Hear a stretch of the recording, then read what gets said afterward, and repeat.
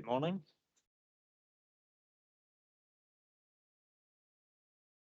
Welcome to this full council meeting of the 15th of May 2024.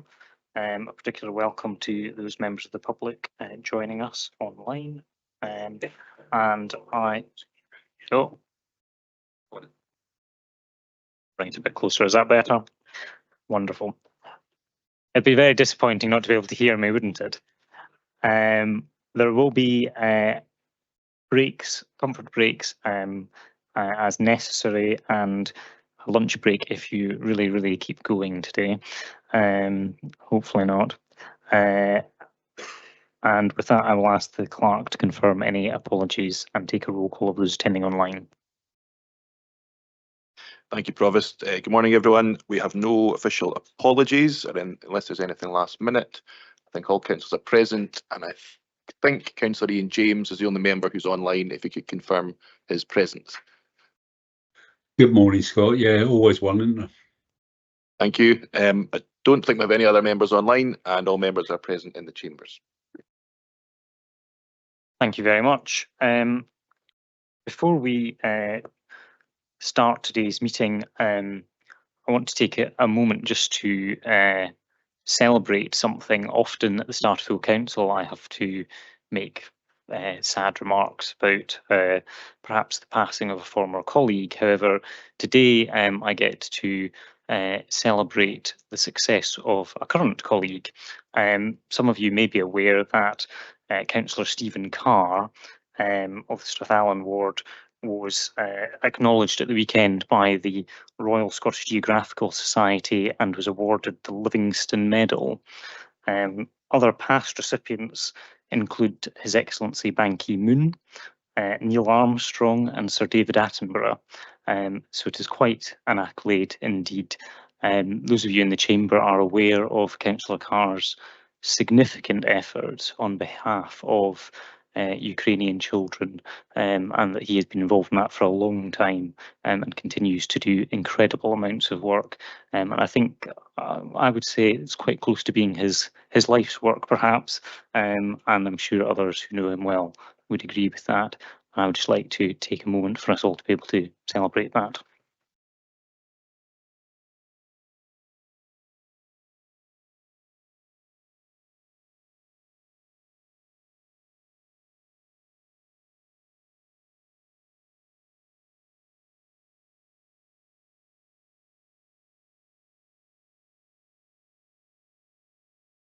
And with that, we move on to item 2, declarations of interest, and Lisa Simpson, the monitoring officer, will just provide some advice on some of today's topics.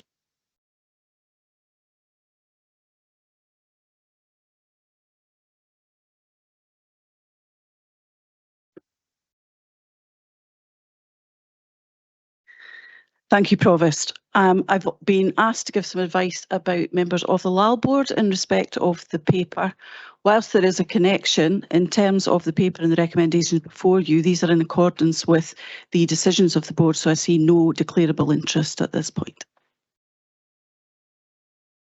Thank you very much. And with that advice, are there any declarations of interest in respect of items on today's business?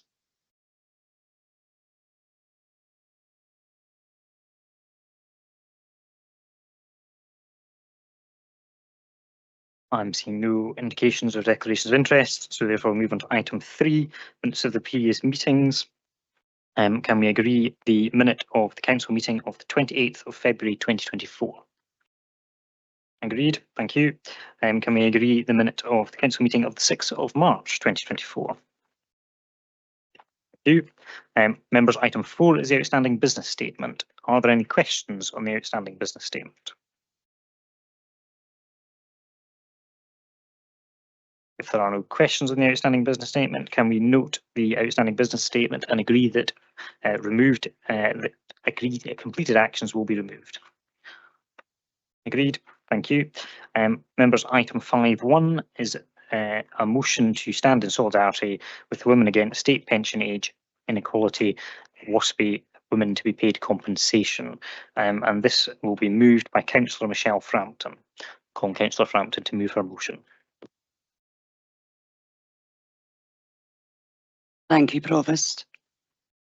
This motion speaks to the inequality suffered by women when they retired around the award of state pension.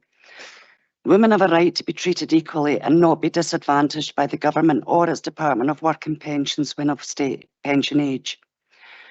Women who were born in the UK in the 1950s had their rights to retirement age changed from age 60 to 65 and then later to 66 without proper notification from the UK government and the Department for Work and Pensions.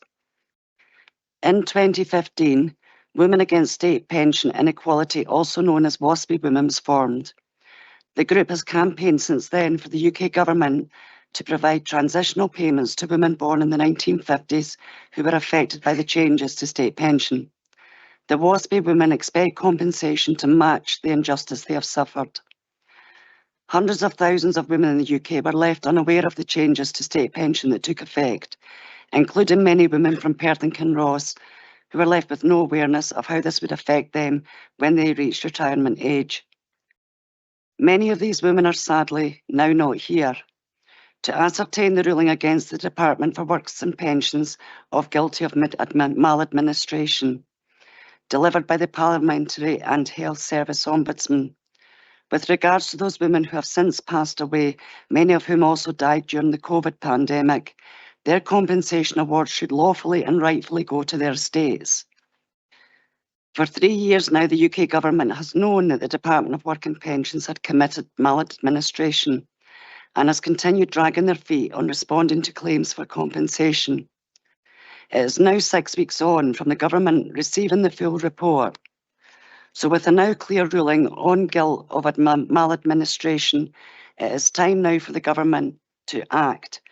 WASPI women's fight for justice has been denied for long enough. There needs to be an immediate movement from the UK government instructing the Department for Work and Pensions to pay out the compensation these women have fought long and hard for without further delay. I ask you to support the motion. Thank you. Thank you, Councillor Frampton. Bailey Williamson is going to second the motion. Sorry, your mic's not. Thank you, Provost. Can you hear me now? Yeah. I would like to thank Councillor Frampton for giving me the opportunity to second her motion and to advocate for an issue that affects 3.8 million women across the country, pension inequality. The Women Against State Pension Inequality, or WASPI campaign, represents the voices of women who have been unjustly disadvantaged by changes to the state pension age. For decades, women have played a vital role in our society, contributing to the workforce, raising family, and caring for loved ones.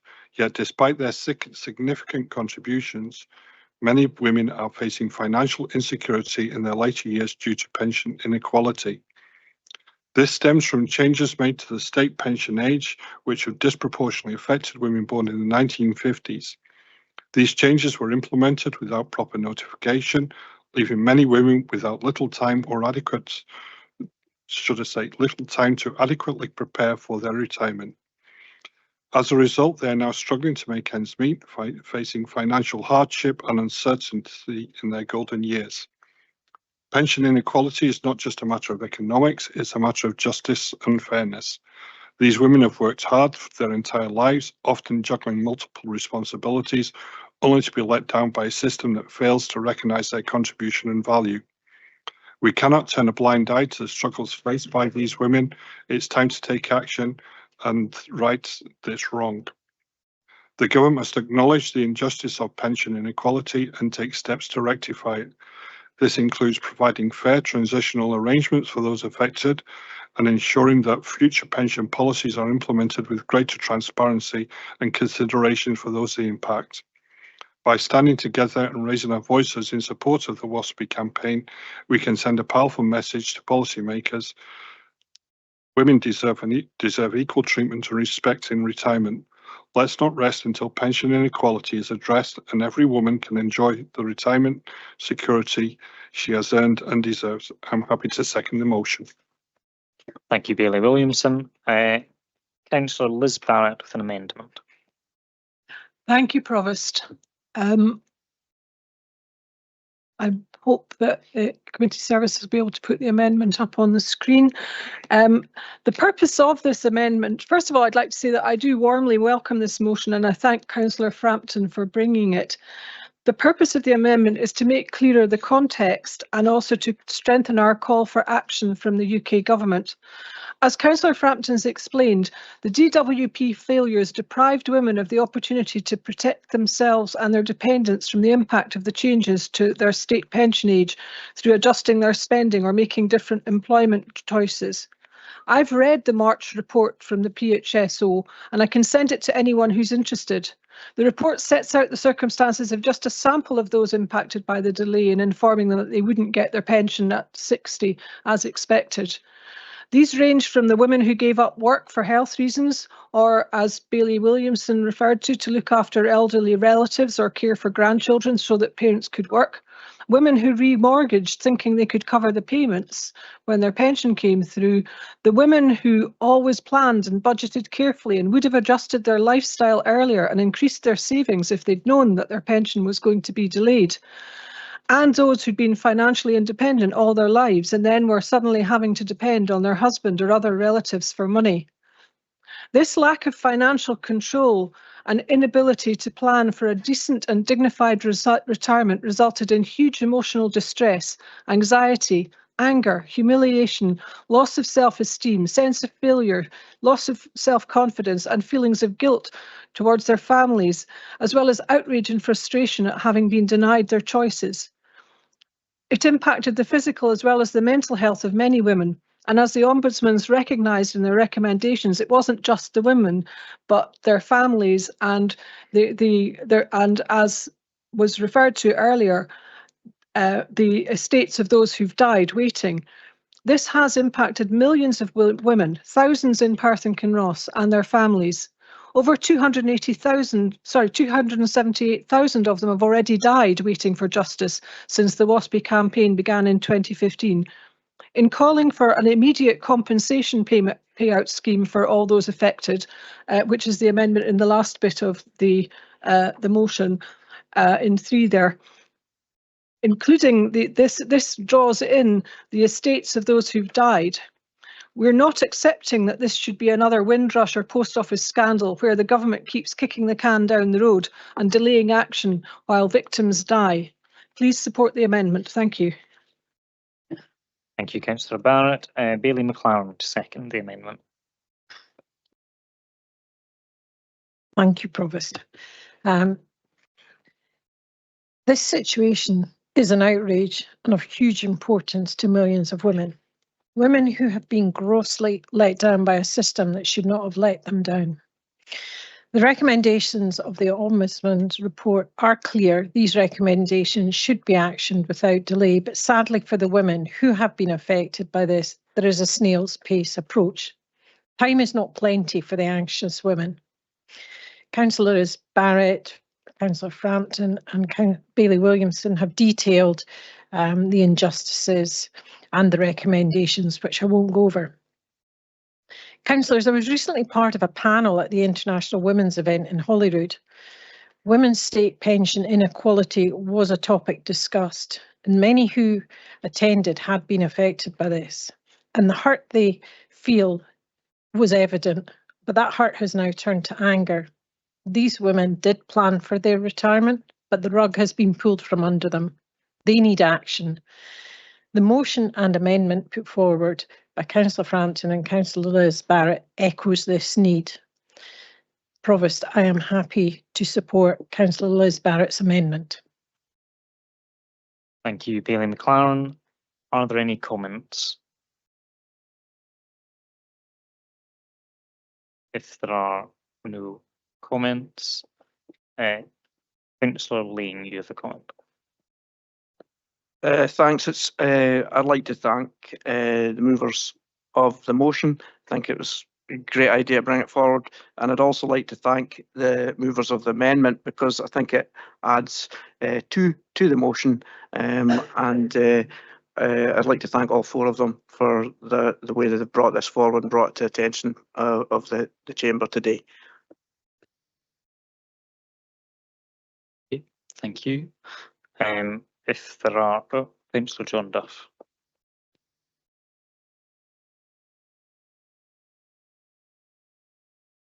Thanks, Provost. As members will be aware, this is an issue which has gained cross-party support at all levels of government throughout the UK. While it has been accepted that there was very good reason for the equalisation of state pension age for men and women, the main complaint of the campaign group WASPI Women Against State Pension Inequalities seems to lie with how this information, its impact for the individuals involved, was communicated. I think we'd all agree that the ins and outs of state pensions are, for the most of us, a complicated area. The Parliamentary Health and Service Ombudsman report recognises that in the initial years following the passing of the legislation, the Department of Work and Pensions did communicate changes properly. However, subsequent research indicated a lack of understanding amongst those affected and the need for more targeted and individually tailored information. Given the length of the transition period involved, there cannot be any reasonable excuse for the subsequent failure to communicate with each person affected in a clear, timely and easily understood manner. Quite correctly, the PHSO has found that good standards of administrative behaviour were not met and has called upon the Parliament to act swiftly and to put a compensation scheme in place. Provost, I hope that the UK Government and Parliament will accept without reservation the findings of this report and implement the recommendations as quickly as possible. Thank you. Thank you very much, Councillor Duff. If there are no further comments, we will go to summing up and a vote. Councillor Liz Barrett, do you wish to make a summing up speech? No. Councillor Frampton, would you like to sum up?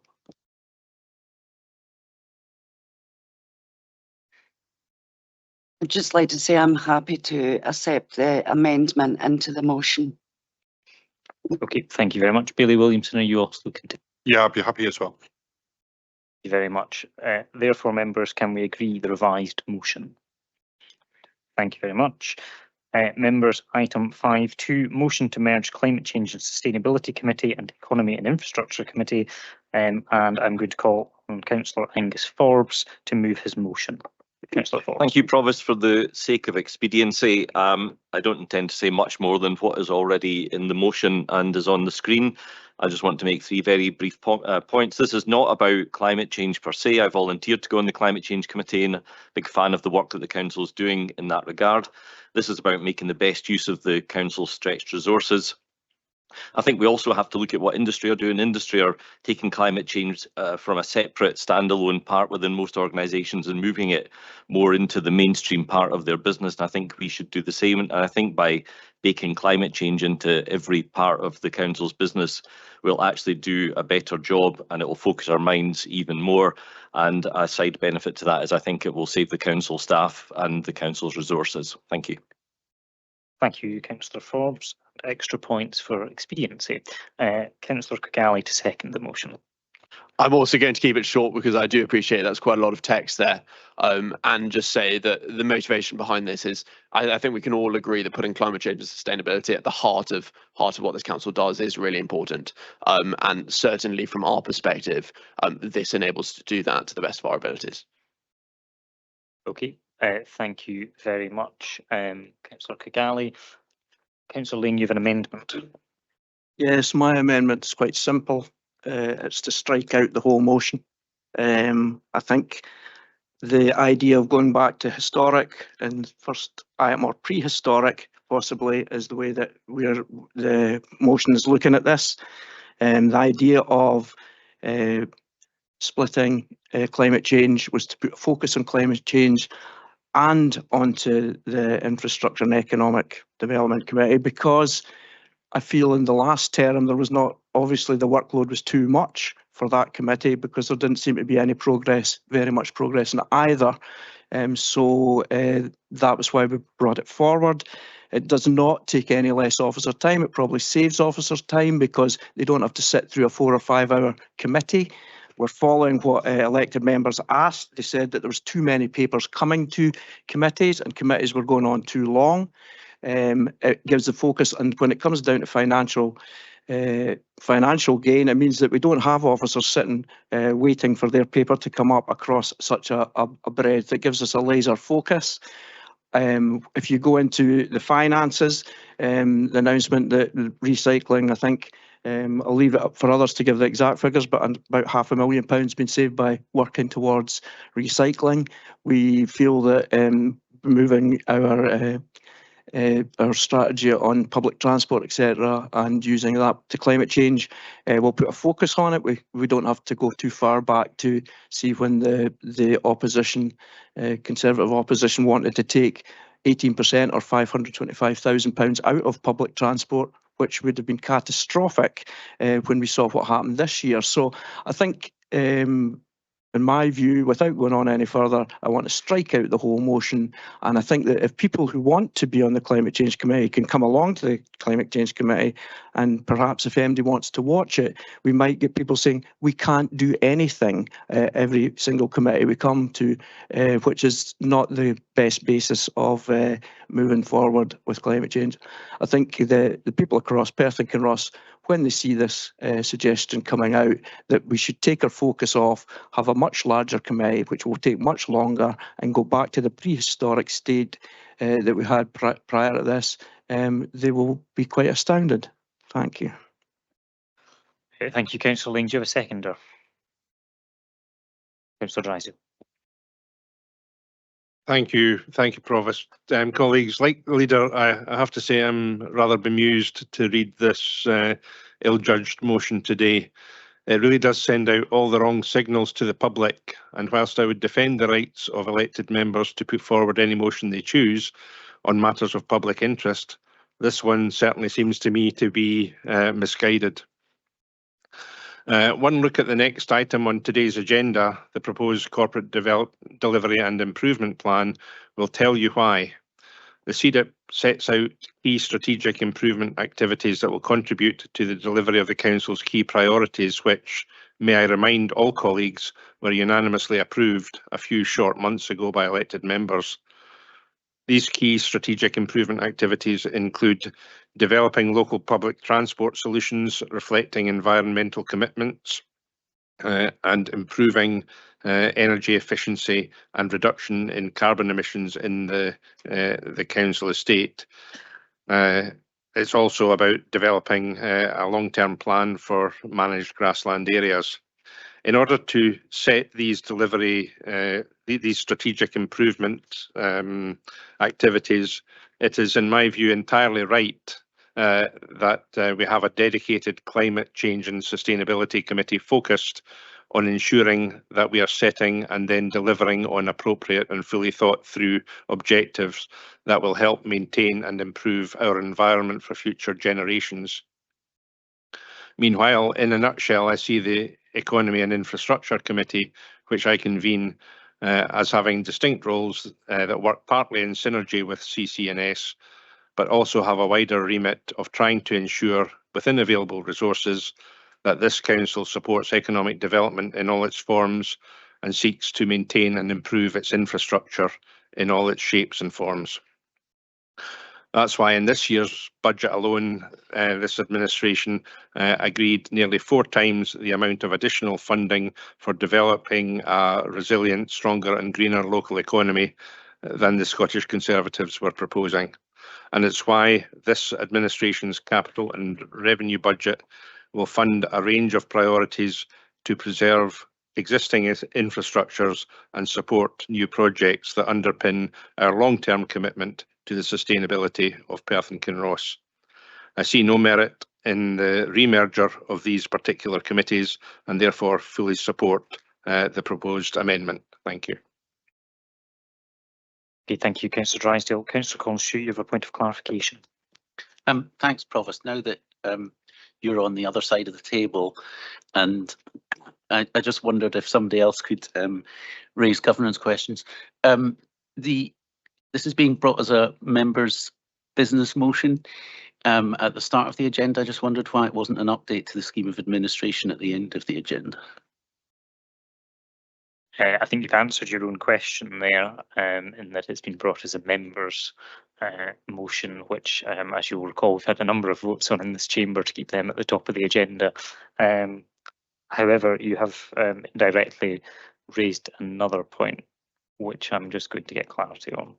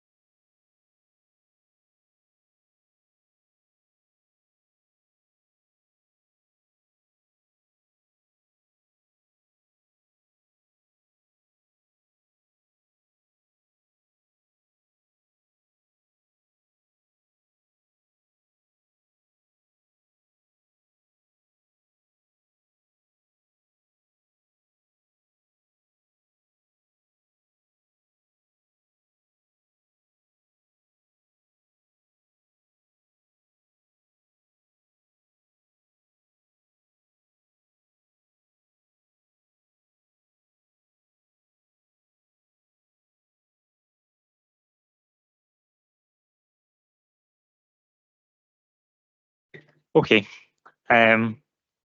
just seeking some slight clarity there on a couple of aspects that arose through the debate there. Are there any other contributions that members wish to make on this item?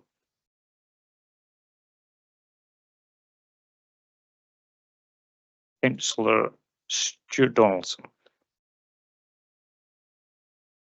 Thank you, Provost. I totally support the amendment. Obviously, I have to say, when I saw this motion last week, I was really quite astounded.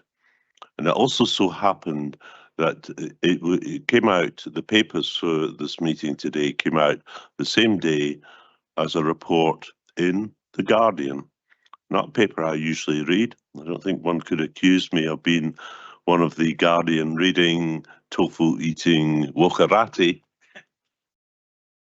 But the report in The Guardian really, I think, said an awful lot. I'll quote, "Scientists despair amid forecast of at least 2.5 centigrade temperature rise by the end of this century." It's a poll The Guardian did of a wide number of the leading scientists in the world on the Intergovernmental Panel on Climate Change, the IPCC. And basically, the response they got, 77% of respondents believed global temperatures will reach at least 2.5 centigrade above pre-industrial levels by the end of the century, a devastating level. Almost half, 42%, think it will be more than 3 degrees centigrade, which would be calamitous.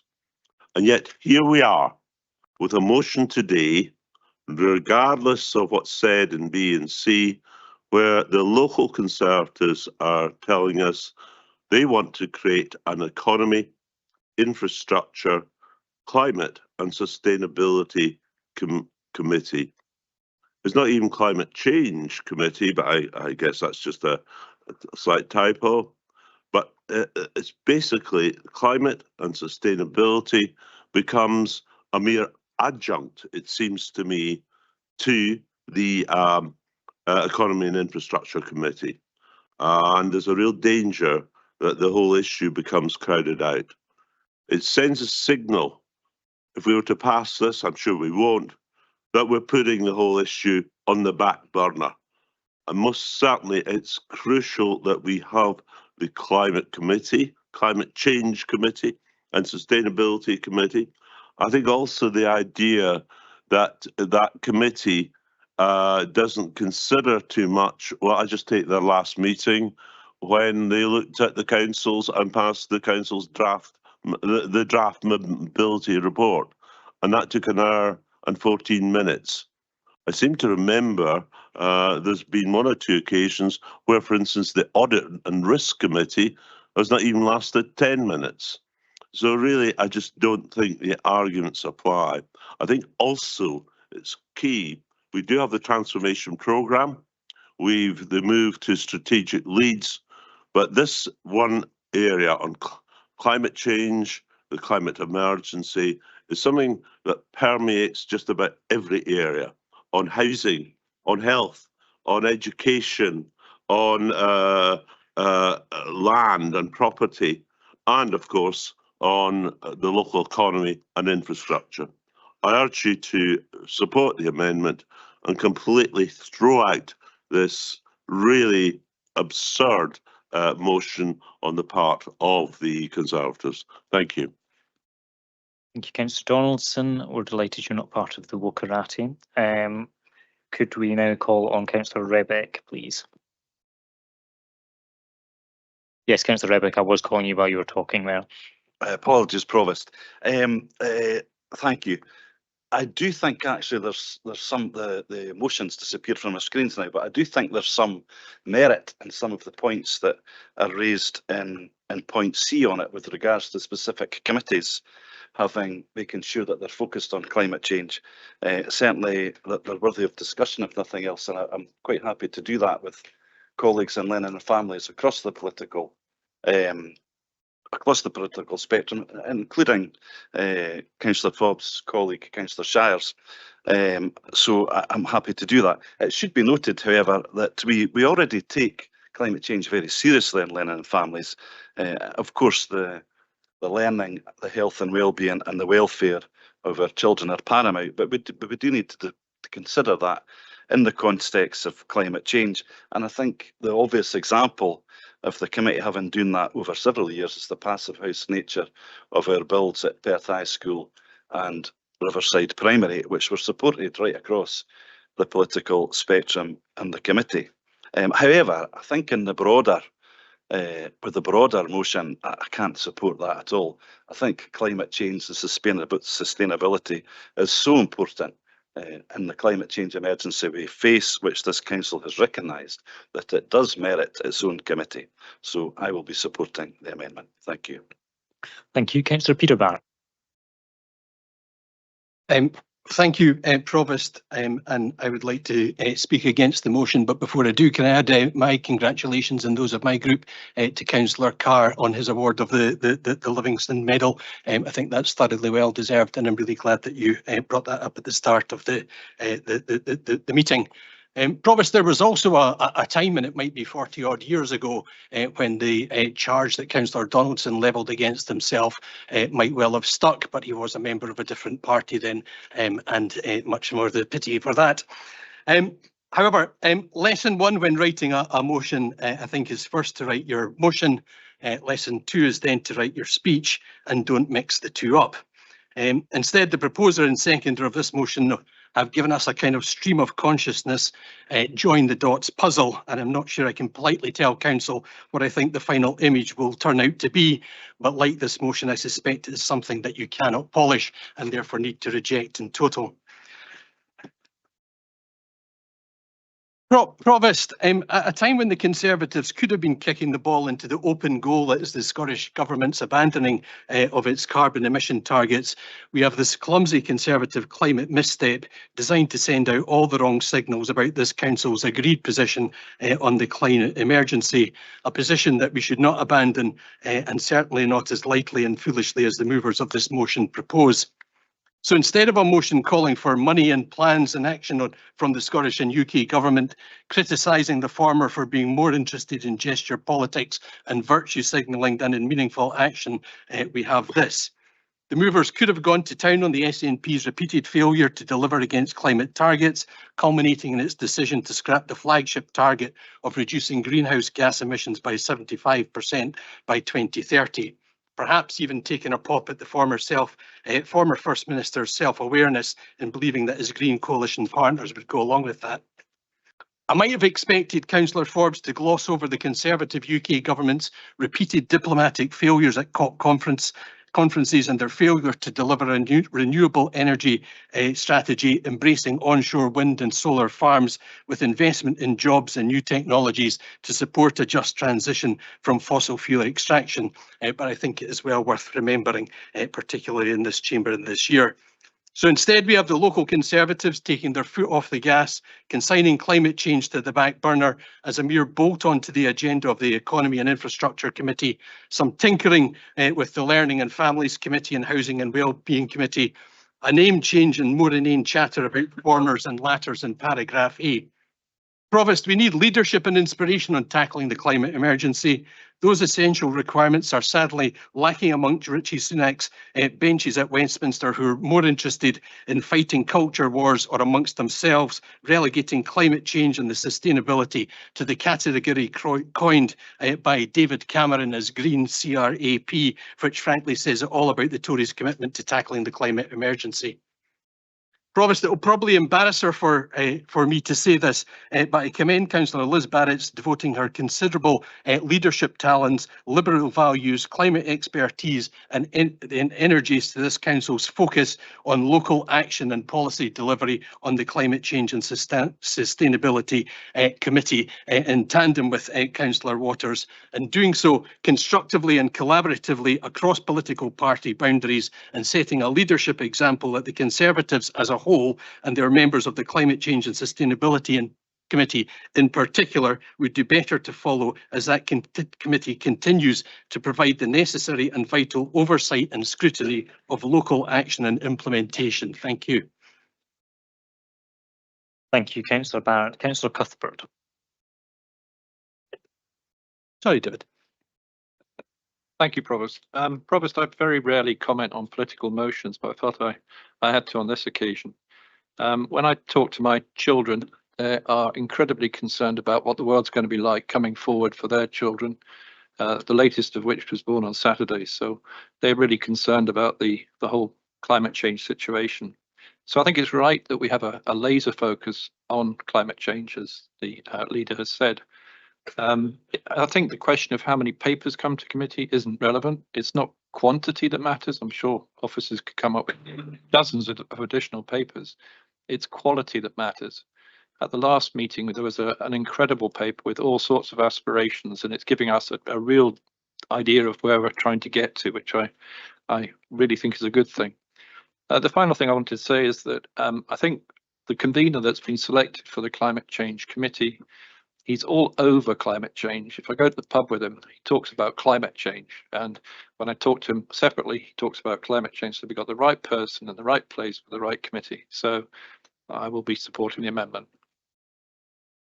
Thank you, Councillor Cuthbert. Councillor Harvey next, please. Thank you, Provost. I'll keep this relatively brief. The previous speakers, Councillor Donalds and Rebecca Parrott, probably said it better than me, but I am also surprised at this motion. I'm not on the committee, but I've had a chance to sit as substitute on a number of occasions and appreciate the focus of the committee on the practical issues of fighting climate change. I've also noted that a number of other councils in Scotland are also either talking about or setting up similar committees, and us abolishing this committee strikes me as going backwards, and the perception of the people of Perthshire on such a move will be fairly obvious. I further note that I got a leaflet the last couple of days from a local Conservative candidate extolling climate change, and I noted all 5 points are issues that are dealt with in this Climate Change Committee. Therefore, I will be supporting this amendment. Okay, thank you, Councillor Harvey. Councillor James next, please. Thank you very much indeed, Provost. I find it actually quite strange that everybody from the two parties that have already spoken, sorry, 3 if you include independents, haven't really read the motion, because they're losing their minds that we're getting rid of climate change for some reason. Surely the best way to deal with climate change is to embed it in your daily business, which is what we're asking to do. We're not trying to get rid of climate change, just the fact of another committee that actually doesn't really achieve much. It'd be better dealt with in the normal business. You know, it's also rich coming from a group whose own Scottish government have removed their own climate change targets and stopped their happy marriage with the Greens, and asked for a lecture about virtue signalling from the king of virtue signalling in the Lib Dems. Ridiculous. This is not about. I'm sorry, Councillor I James. didn't name anybody, Provost. Yes, but indirectly. So if we can just keep it respectful, please. Thank you. I will.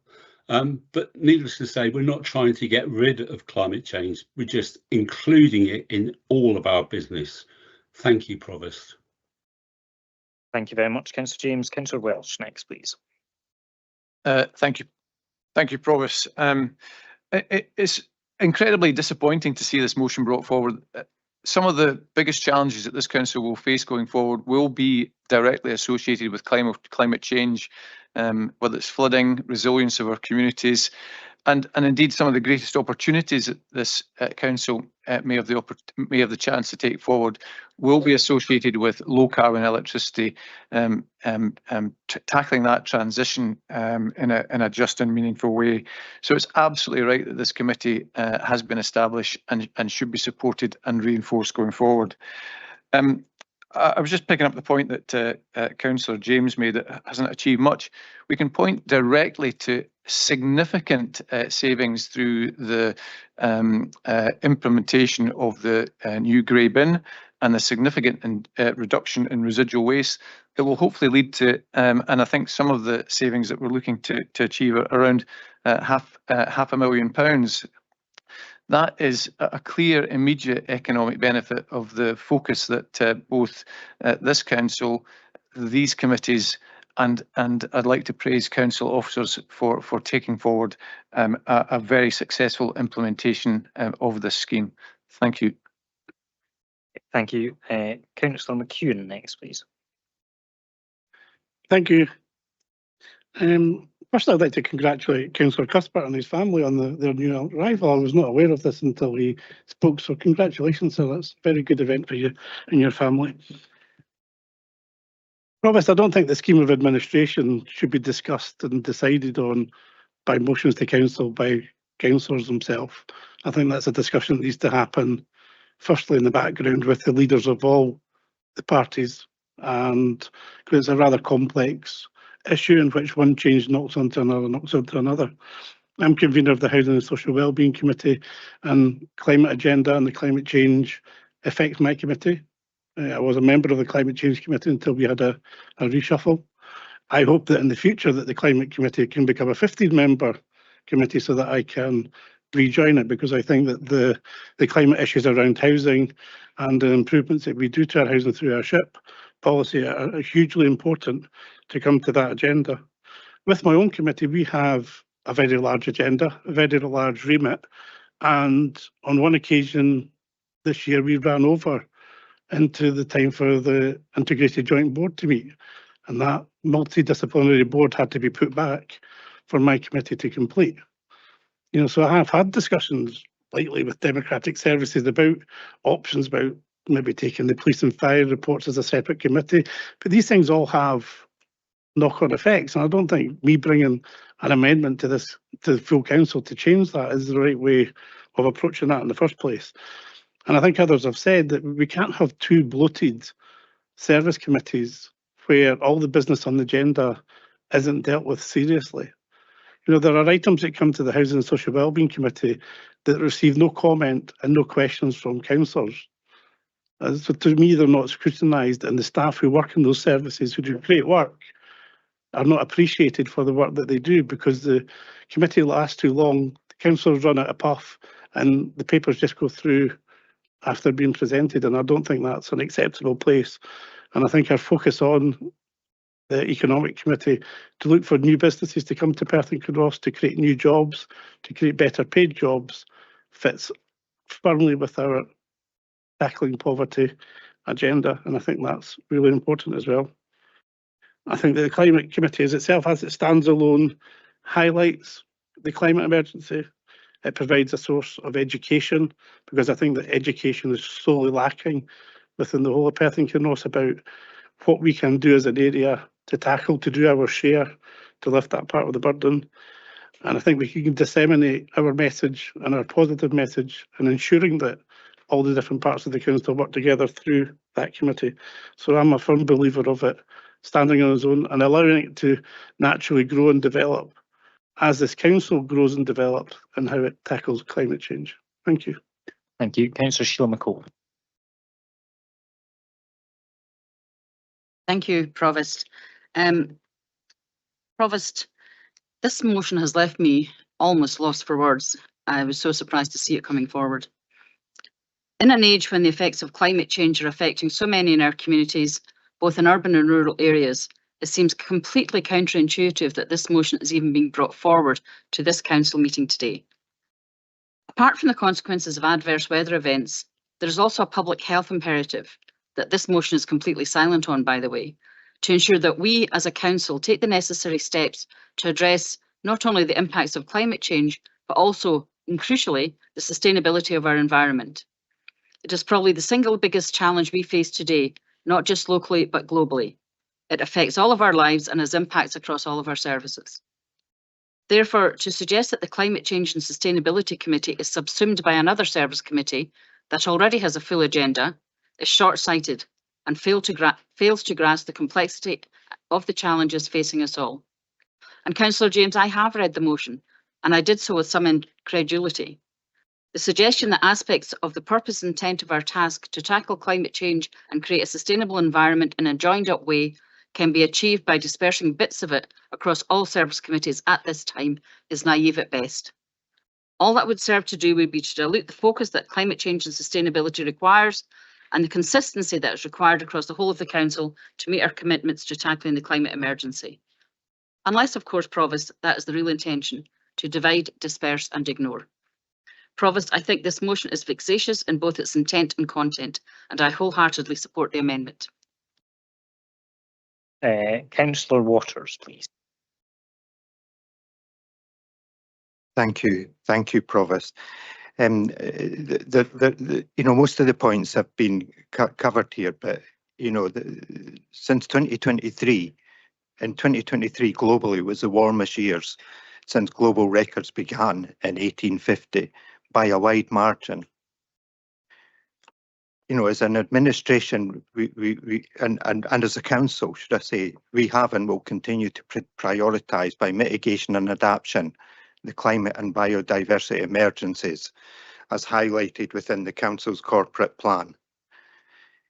This commits us to mitigate the impact of climate and environmental change for this and future generations. In 2019, when we raised the first climate change motion came before this chambers, one of the most important commitments was to lead by example. Having a dedicated committee not only communicates that commitment, but helps ensure that relevant decisions and priorities are made with the climate and the legacy we leave for future generations. Reading this motion that's coming forward is you know, has, you know, quite a lot of us are you know, wondering what the motives are behind this, and having a dedicated committee that looks at the quality of the papers that are coming forward, not just the quantity, is concerning within the motion. Councillor Cuthbert raised that issue, and when you look at the you know, two exceptionally important strategic documents that came forward, you know, the draft mobility strategy and its accompanying action plan is pivotal step in shaping the future transportation and mobility in our area. The local heat and energy efficiency strategies, again, it's forward thinking. It's looking at how we will be able to decarbonise heating within Perth and Kinross.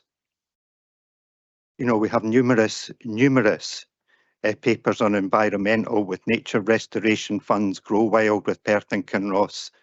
You know, we have a lot of statutory reports, carbon emissions, annual service report, performance reports, statutory biodiversity reports coming forward.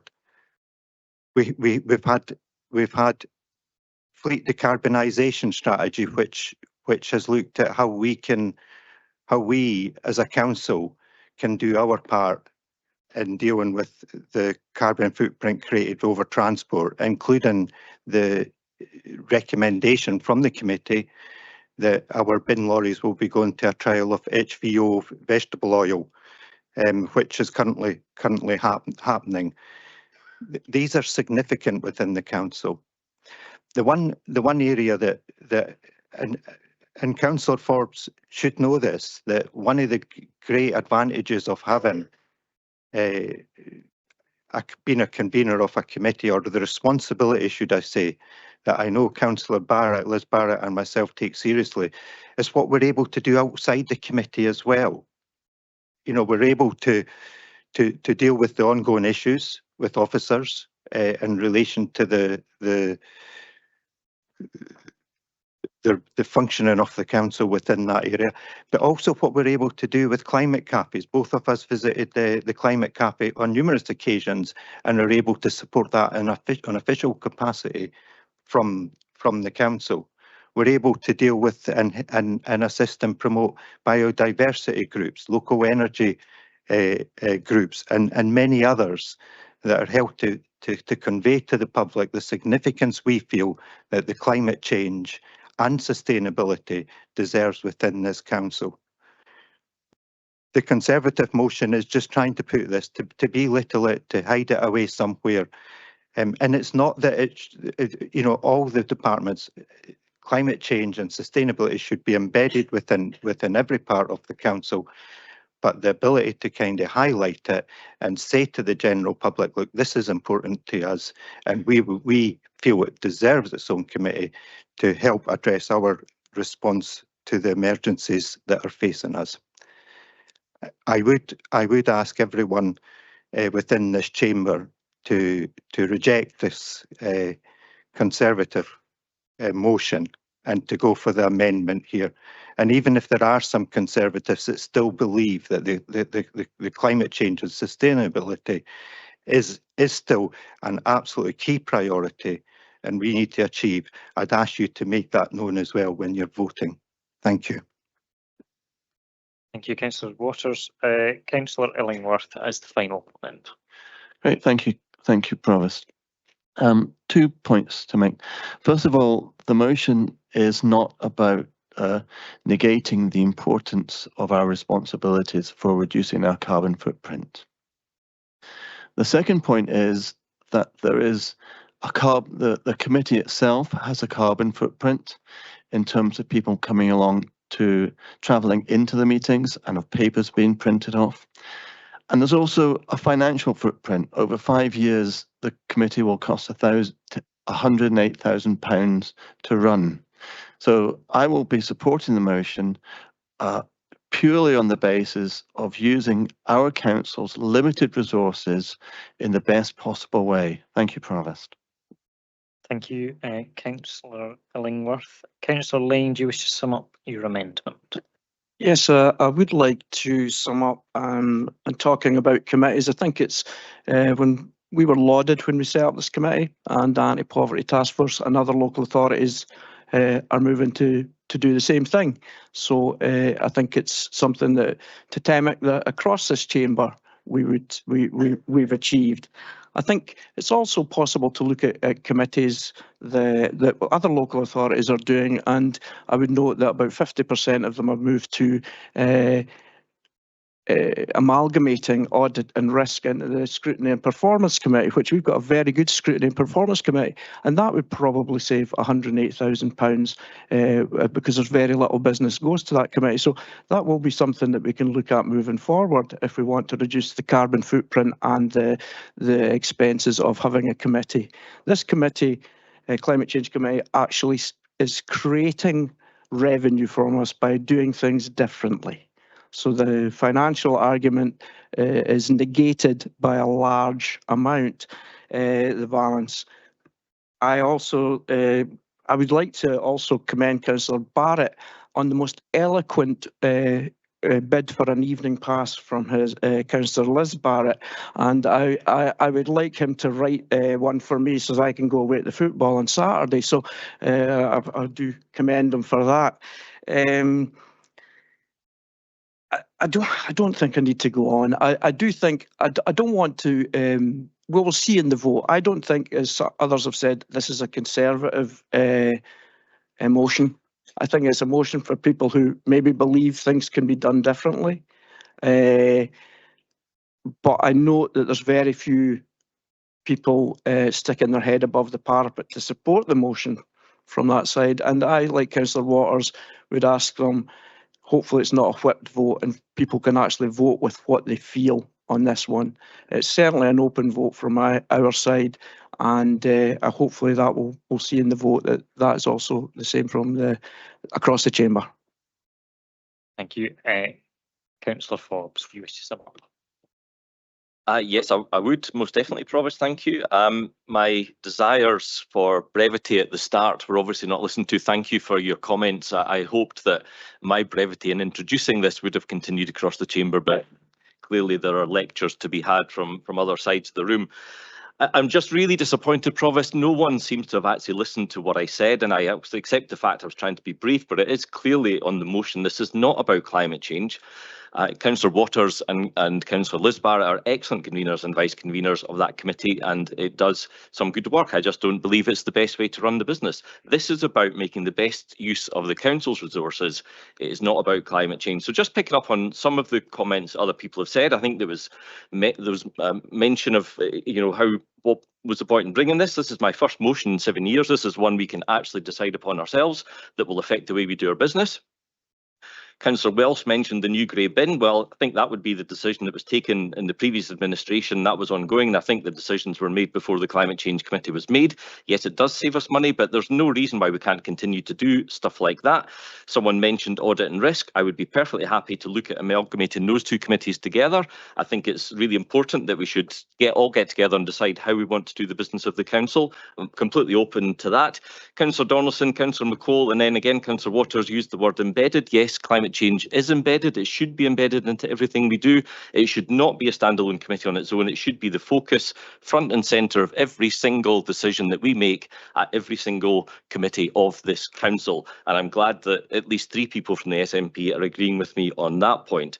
I want to thank Councillor Barrett for pointing out the considerable failings of the SNP at Holyrood.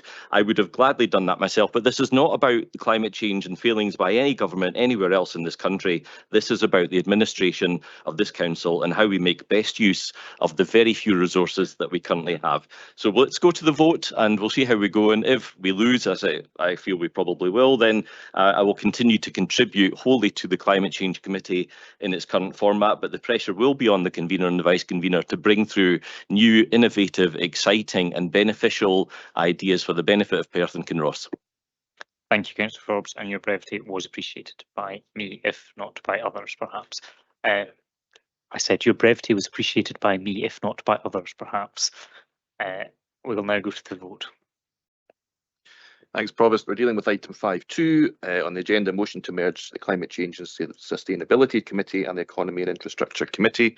We have a motion by Councillor Forbes, seconded by Councillor Cogali, the terms of which are set out on the agenda.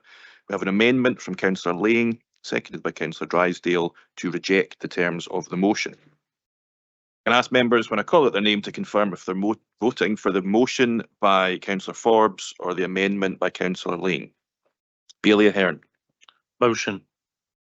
Councillor Allen. Having read, listened and understood, motion. Councillor Anderson.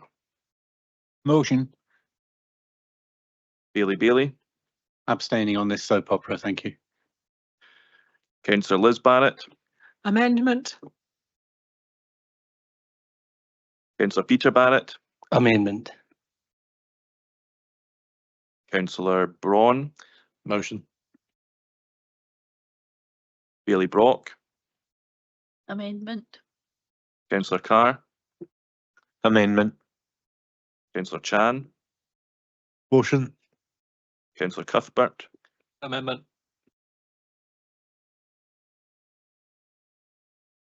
Councillor Donaldson, Amendment.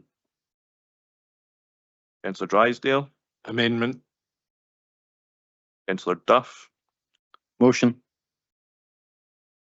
Councillor Forbes, Motion. Councillor Frampton, Amendment. Councillor Freshwater, Motion. Councillor Harvey, Amendment. Councillor Illingworth, Motion. Councillor James, Motion. Councillor Kogali, Motion. Councillor Lang, Amendment. Councillor Leishman, Abstention. Councillor McPherson, Amendment. Councillor Massey, Amendment. Councillor McCall, Amendment. Provost, Amendment. Councillor McEwen, Hayley McLaren, Amendment. Deputy Provost, Amendment. Councillor Rebeck, Amendment. Councillor Reid, Motion. Councillor Robertson, Amendment. Councillor Shires, Motion. Councillor Smith, Motion. Councillor Colin Stewart, Amendment. Councillor Grant Stewart, Amendment. Councillor Waters, Amendment. Councillor Welsh, Amendment. and Bailey Williamson.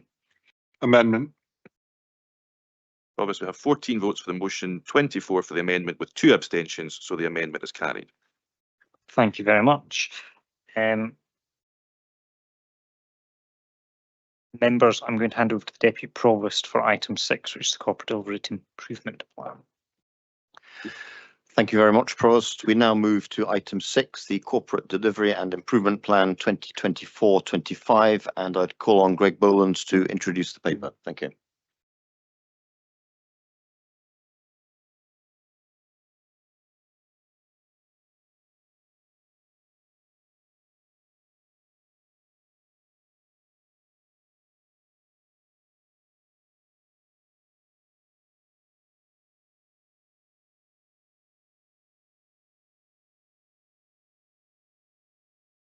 Good morning, councillors.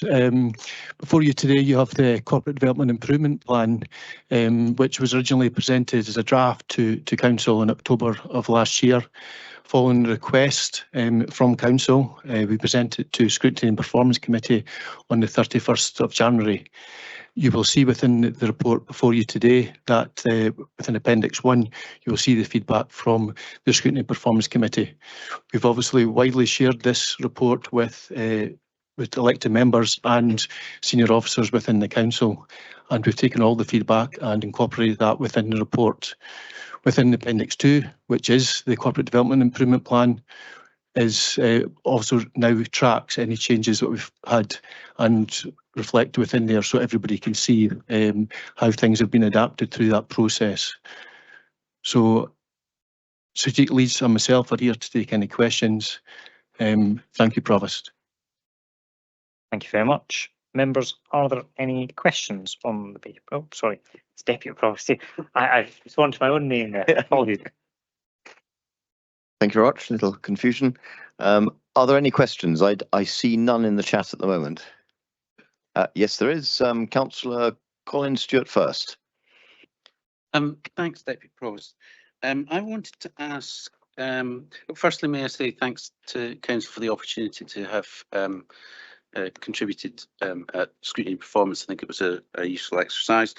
I wanted to ask specifically about one of the removed corporate priority actions, which is 2.7 on page 91 of our document pack, which is reducing carbon emissions caused by traffic in Perth City Centre. One of the things that we did discuss at Scrutiny and Performance Committee was about baselining data. So what we're talking about here, and I understand why we're removing actions where we're not going to do the action essentially within this 24-25 plan. But specifically, the baseline data here is to be established in 25-26 once the measures are implemented. Surely we should be working to establish baselines before we implement measures so that we can track improvement after the implementation. So even if the action isn't going into the plan, should we not be establishing the baseline now?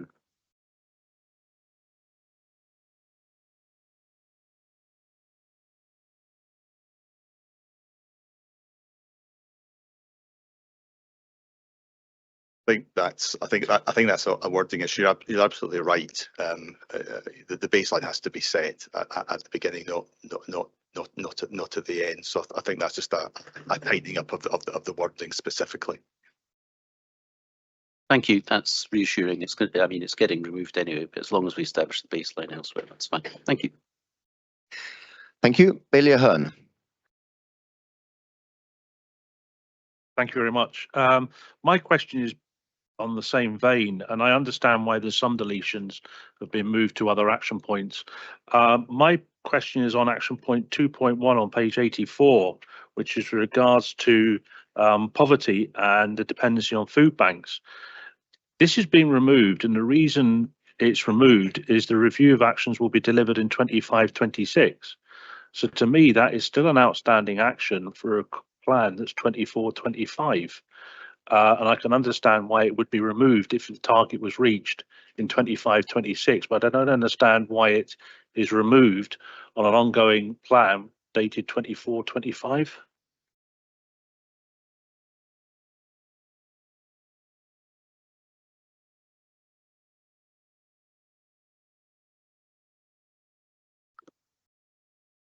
Greg, are you able to answer that, or who's coming in?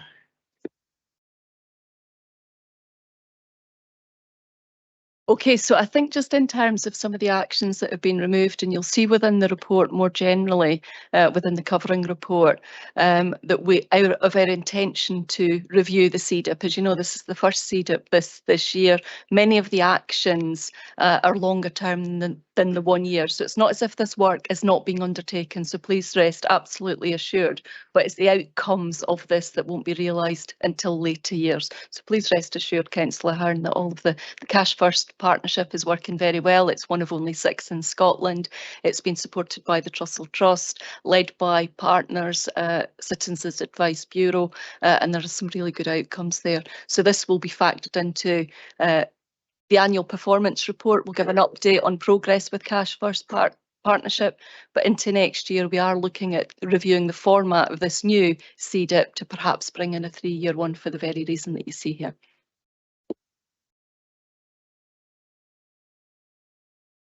Thank you. And now Councillor Cuthbert. Thank you, Vice Provost. I'm slightly disappointed to see things getting knocked off, and I don't see replacements coming in.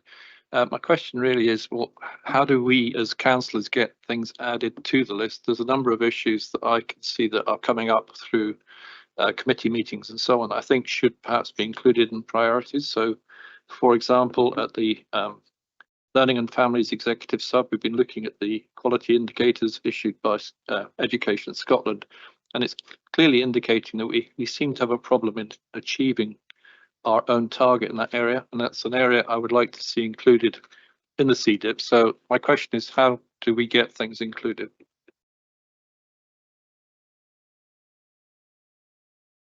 Okay, so again, in terms of we've undertaken, you know, a number of briefing sessions. We obviously brought this report as a draft, the CDIP as a draft, and took it to scrutiny committee, and we had some feedback there, and indeed we've had opportunities for wider feedback from all elected members. As part of the review process, I think we need to have earlier engagement round and about the time that we had, I think it was October, November of last year. We will do further engagement. What I would also stress, however, is though, this is not all of the work that is happening across the council. We've got a number of different strategies in place. We've got the business as usual work that is underway. This very much focuses on those kind of higher level in-year improvement actions. So there are, a number of opportunities through service committees, through your leaders meetings, ongoing engagement with officers to sort of be flagging these up. But we will be doing further engagement again in terms of next year's revised CDIP, and would be happy to take any feedback on particular improvement actions. Officers pick these up on an ongoing basis and will be working on them through and reporting through service committees. Thank you. Councillor Liz Barrett. Thank you, Deputy Provost. Mine's really a follow-on from Councillor Stewart's point on 2.7 on page 91. The same thing applies to 2.6, the previous item, where it says baseline data to be established once measures are implemented regarding the Destiny Bridge and New Kingsway biodiversity sites. So please could that be addressed as well? Thank you.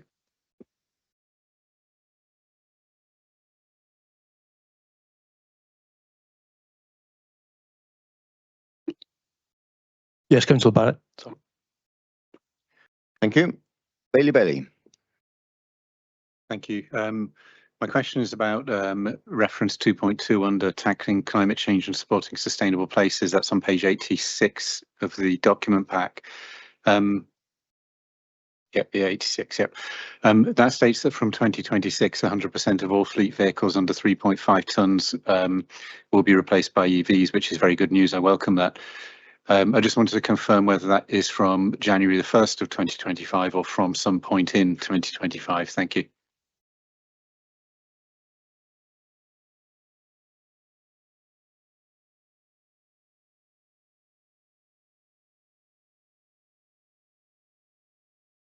Fraser Crofts. Thank you, Deputy Provost. So we would look to carry out that work from the start of 2025, as you say. The policy position agreed at CCS committee remains that as and when vehicles reach their life expiry, that we will look to replace to electric vehicles by then. Thank you. Councillor Barrett, Peter. Thanks, Deputy Provost. And my question's kind of similar to Councillor Cuthbert's. The covering report to the CDIP advises members that it should be read in conjunction with the annual performance report for 2022-23.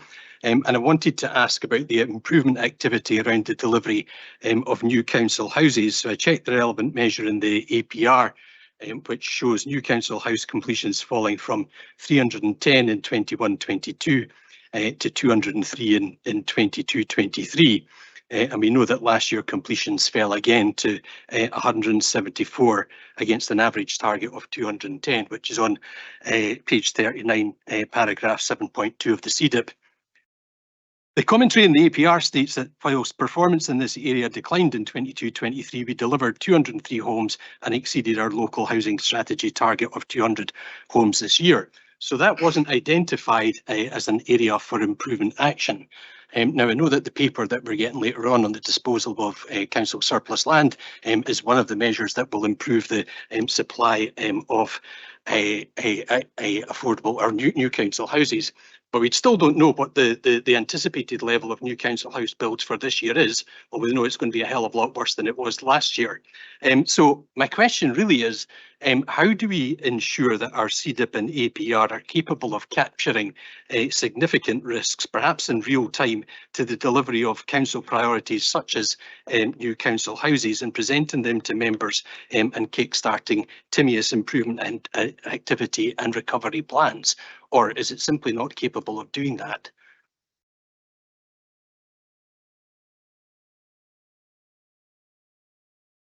I'm not sure if Elaine's online to specifically comment on the affordable housing delivery, but I think more broadly, Councillor Barrett, in response to your question about priority, absolutely. I mean, again, we say affordable housing sits there as one of our key organisational priorities. It sits there as a priority within the corporate plan and indeed the work that's been undertaken through the delivery of the SHIP and indeed the local housing strategy, and that continues to be the case. I think, again, as we do the review of the CDIP and I have that wider elected member engagement, I think if there are things that we feel collectively, either as officers or indeed across the council with elected members, then we can pick those up. Thank you. Councillor Duff, and then Bailey McLaren will be the last question. Thank you. Thank you, Deputy Provost. My question's in relation to page 119 of our pack. I think it's page 41 of the plan itself, and at the bottom there at 7.4, it talks about, on one hand, on the third column there, it talks about increased engagements and applications from communities to the Community Investment Fund. And then in the fifth column, the targets is to increase the number of groups receiving community investment funding. I was just wanting confirmation about whether it's about the number of applications that we received or the number of groups we're going to support.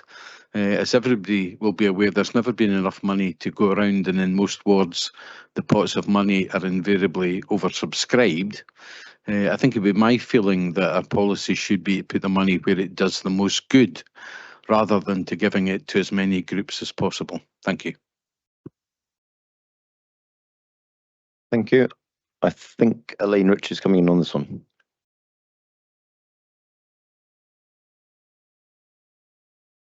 Back to the question, yeah, I would agree. We are looking at how we are centralising all our pots of money, and we've got a project briefing on that. So I agree with what Councillor Duff has said there. So it's the impact that the money is going to have on groups. So I think it's similar. We need to look at the rewording of that. It's just the wording, it's not consistent in terms of what we're trying to achieve there. So that's noted, and we will amend that. Thank you. Bailey McLaren. Thank you, Deputy Provost. Now, not surprisingly, my query is surrounding rural.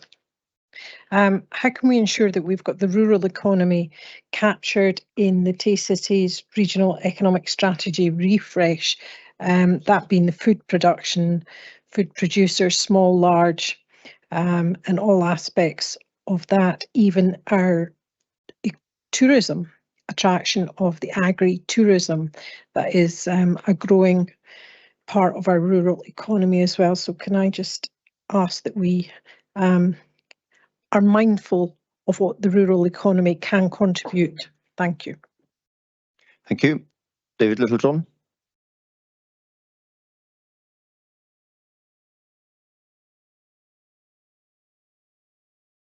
Yeah, I mean, the rural economy is a significant proportion of the Tay-Cities regional economy. It would be kind of unthinkable that there isn't key reference to our fundamental green economy, our food and drink economy, our agriculture, forestry within that strategy, and it will be represented.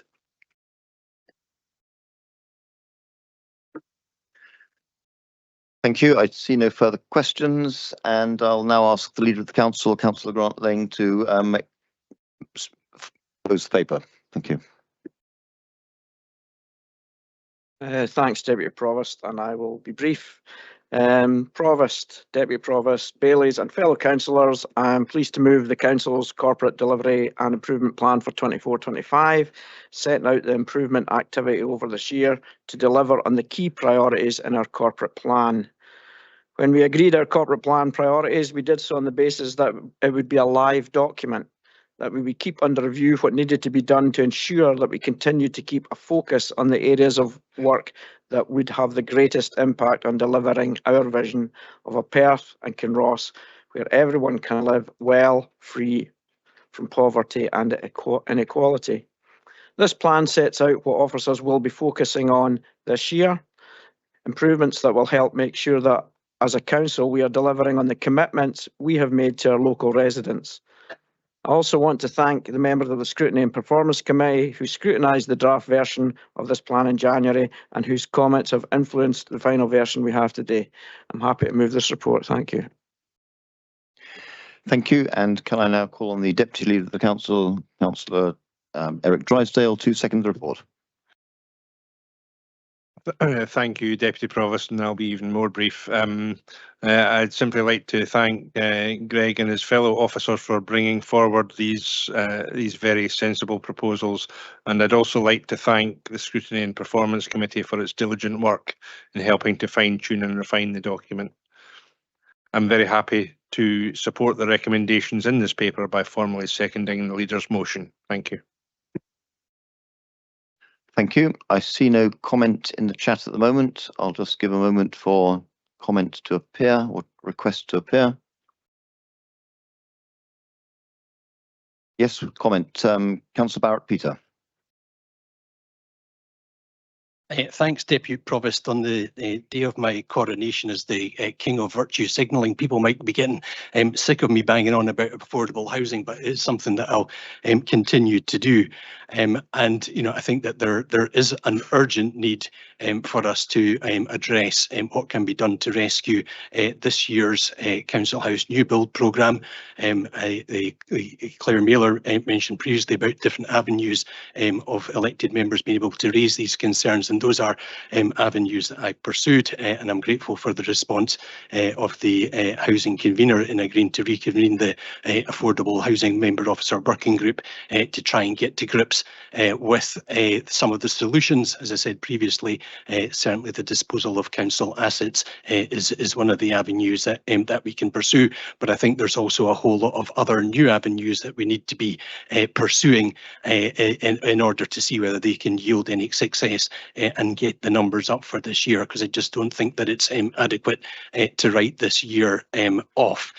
So I think the MOG will be doing some work, but I think we need to have a certain level of transparency that doesn't exist at the moment, and we need more timely advice to elected members as to what's happening with the SHIP and the deliverability of programmes, and not really have to wait to the start of a year when things are going to go really badly before we find that out, because that will enable us to intervene more early and more effectively. Thank you.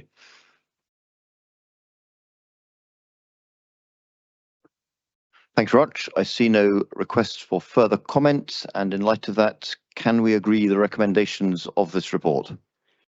Thank you. I'll now hand back to the Provost. Thank you very much, Deputy Provost. Members, we're going to take a short comfort break of 10 minutes, and then we'll resume with item 7. Good afternoon, members. Welcome back. And we now move on to item 7, UK Government Spring Budget 2024 Levelling Up Fund. And there's going to be a presentation on the report, and I believe David Littlejohn is leading on this item.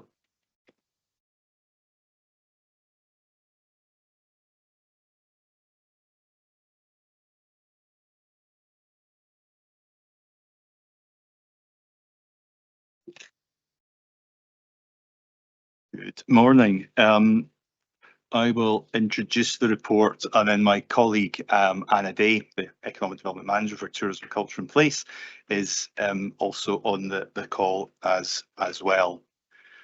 I'm not sure who's actually controlling the presentation.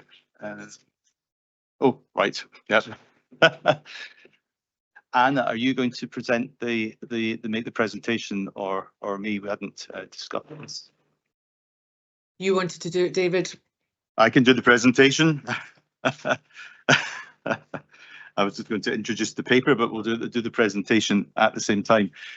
Just by way of introduction, the UK Government's 2024 Spring Budget unexpected included a provision to award up to 5 million to the Council to support culture and regeneration within Perth.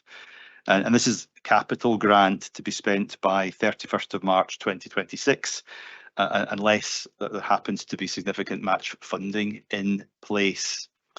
So the slides on the screen just now kind of summarises, if you like, the the timelines that we're working to. I mean, clearly the award of this funding is welcomed. However, the delivery of £5 million of capital expenditure within 2 years is not without its challenges. And therefore projects had to be identified that met the funding criteria, contributed to the council's own objectives for Perth, and could be delivered as quickly as possible. Next slide, please.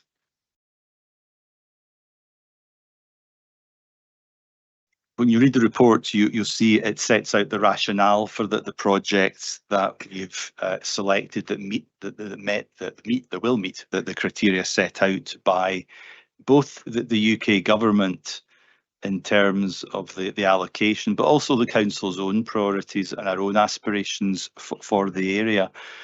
So that the first of the projects is the Lower City Mills. Members will be familiar with that building. It's held in the Perth Common Good. It has been in the Common Good since the 1600s, actually. And the predecessor mill on the site, and this current structure dates back to 1803. It's Category A listed. It's deteriorating and was added to the buildings at risk register in 2012.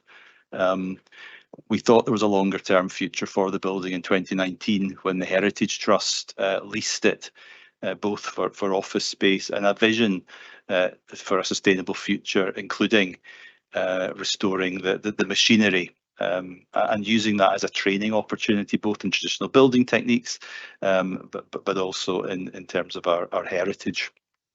And the upper floors of the building would continue to be office space, and the Heritage Trust were occupying that, or are occupying that.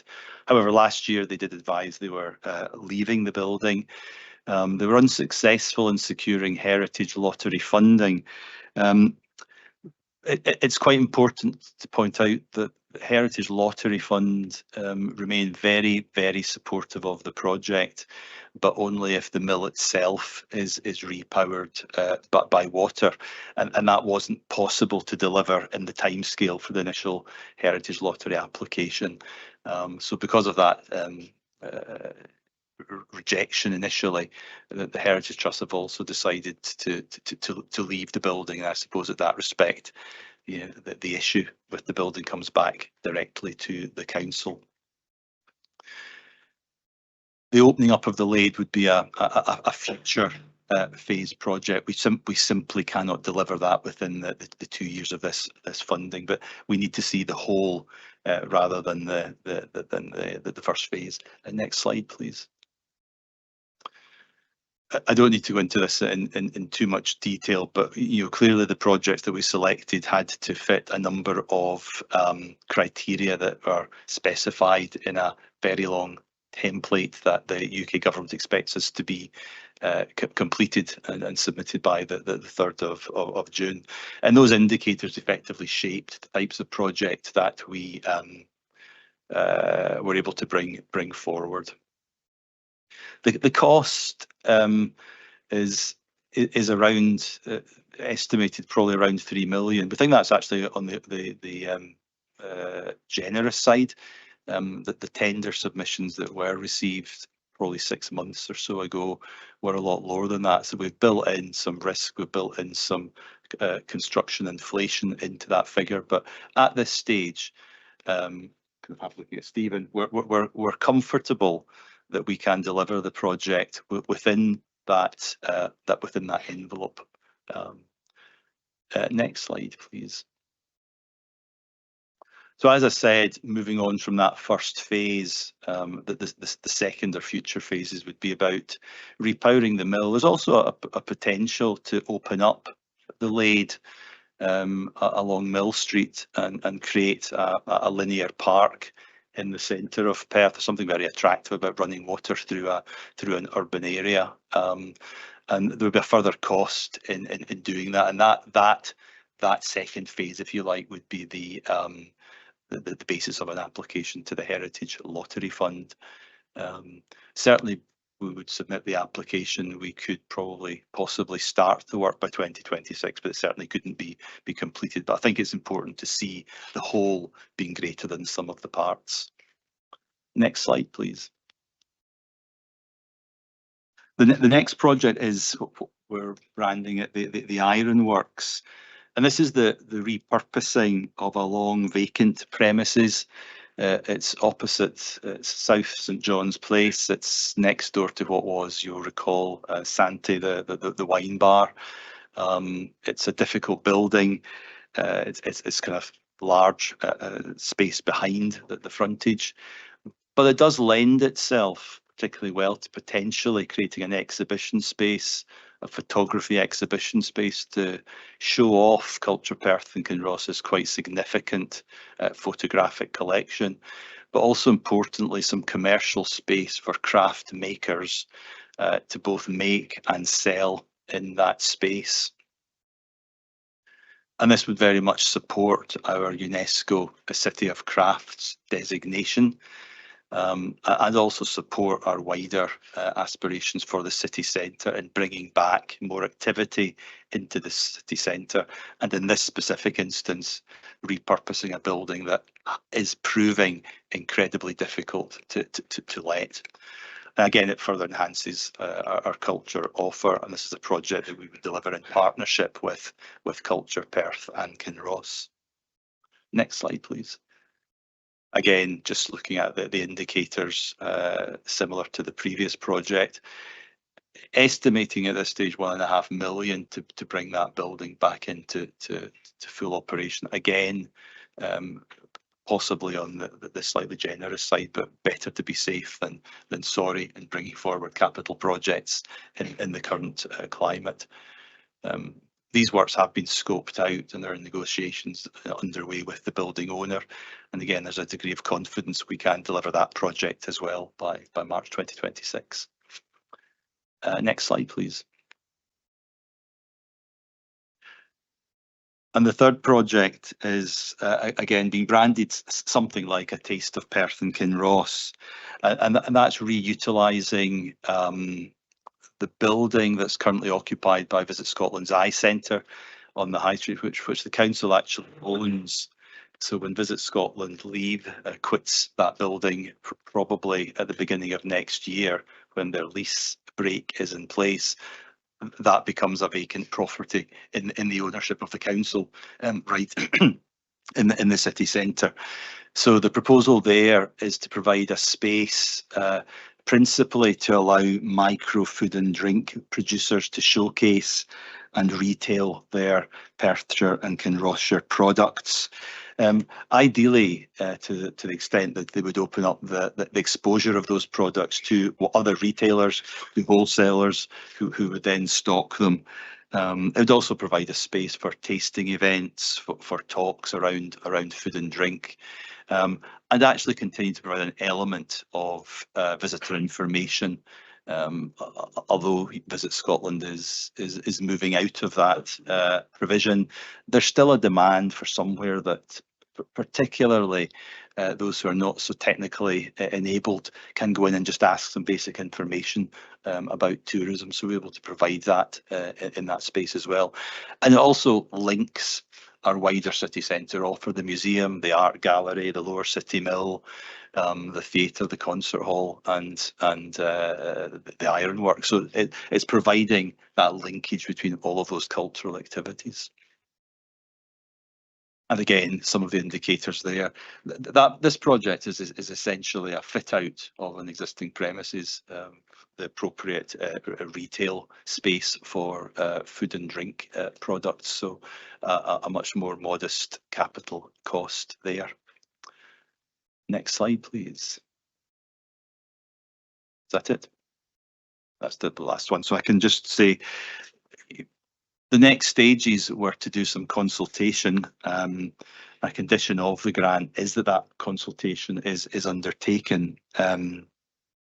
We required the support of the area's MP, which we have secured, together with wider engagement of other MPs and MSPs across the area, and also the support of the business community.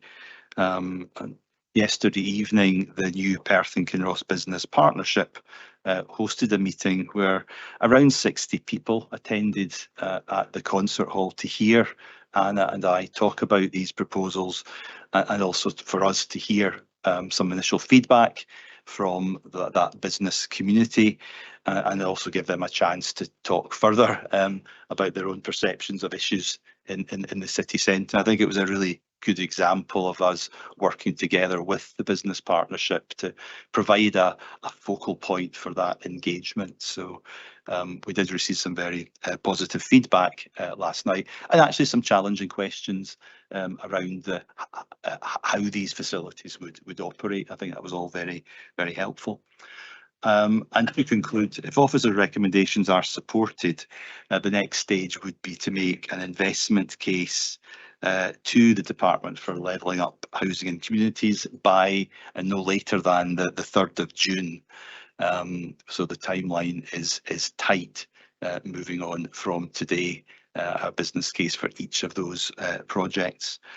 On that basis, I'll finish, and Anna and I would be happy to take any questions. Thank you very much, Mr. Littlejohn. First question is Councillor Forbes, please. Thank you, Provost. David, you've said all of these are deliverable, which is great. I'm also equally conscious that over the last while we've lost a number of senior staff, and I believe with more to follow. Are you completely sure that we've got the staff resource to do this, or will you be bringing in outside contractors or outside consultants to make sure these projects are delivered on time? We have the resource collectively across the council, not necessarily within the economic development team, but Stephen and his colleagues will effectively project manage these projects. We would be the client, Stephen would be the delivery partner. So I think between us, we have the resource to deliver this. But you're right, it's not ideal when Anna is leaving the council for a post in Dundee at this time when we have this significant project. That's life, and we'll move on with that. Okay, thank you very much. Councillor Robertson next, please. Thank you, Provost, and thank you for your presentation, for taking us through it. I was going to ask if all these projects will, once they're completed, will they be cost neutral to the council, or will there be will they require support, revenue support going forward? Working on the basis that there is no ongoing support required from the council. The revenue budget is under sufficient pressure, as we all know. The two spaces, the ironworks would be operated through Culture Perth and Kinross, and effectively would be added into their remit. But the intention is that it generates sufficient commercial income to cover its costs. Likewise, the food and drink unit on the high street. The Lower City Mill, the council already does have a responsibility for that building. It's held in Perth Common Good. It's a listed building. It's deteriorating. We will incur an ongoing maintenance cost for that. But again, the intention would be to offset the revenue cost of running the visitor attraction with the commercial income from a tenant in the building above. So in taking forward these projects, they are being constructed in a way as to not require any additional revenue support from the council. Thank you. Bailey. Thank you, and thank you for the presentation and all the preparation work that's gone in here. It's two questions, but they're both very quick, so I hope you'll indulge me. On what date was the award letter received by the council, assuming that was the document that meant this work could start? And then follow up is, or second question is, what other projects that could have been delivered within the 2 years were explored but discounted and not brought to this meeting? Thank you.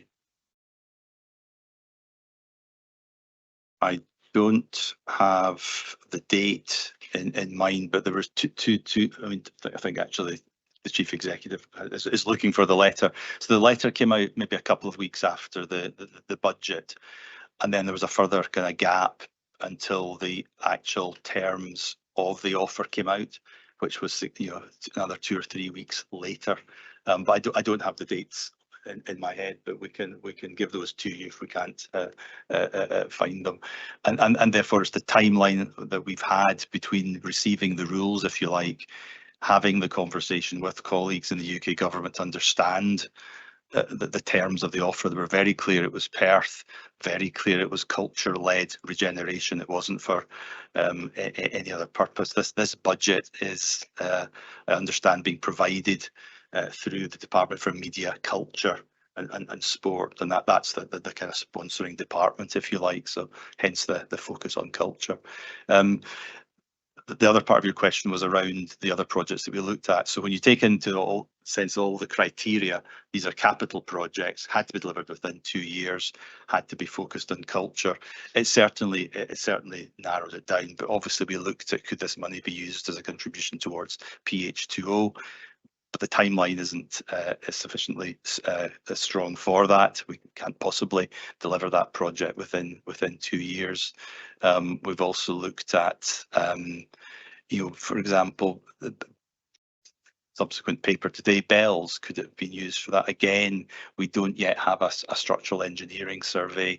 It's too soon to bring forward practical options for the future use of bells that are eating into that 2-year window. So that project was discounted as well. It can't be used for revenue or maintenance. We looked at, could it be used to make some further investment in existing attractions? Can't, because it's capital. So we went through a kind of elimination process, and in truth, these were probably the 3 of the only projects that were absolutely viable in that time scale. 6th of March was when the initial letter came out, and I think it was into the beginning of April before we got the guidance on how the money could be used. Thank you, Councillor Donaldson. Thank you, Provost. I think all elected members know this, but I do think this is important, is that we make clear to members of the public that this, because it will come over as being Perth-centric, but the criteria, just to confirm again, and this is to members of the public and organisations, it must be allocated to Perth City, and there's no wriggle room on that. The second point that I do want to ask, I'm not clear about, is for completion date, which is 31st of March 2026, so it's less than 2 years away.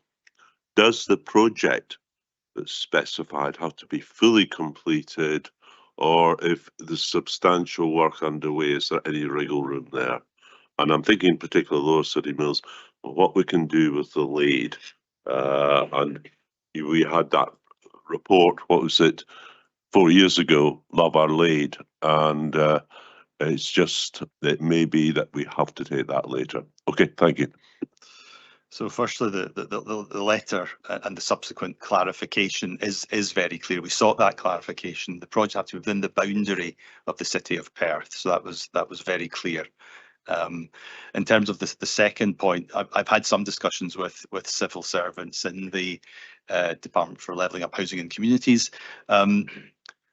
They're not going to be churlish about it. If the project is significantly completed and it's on track to be completed, they're not going to put a guillotine down on the 31st of March. So there is some wiggle room there if the project extends. They're expecting it to be significantly completed by then.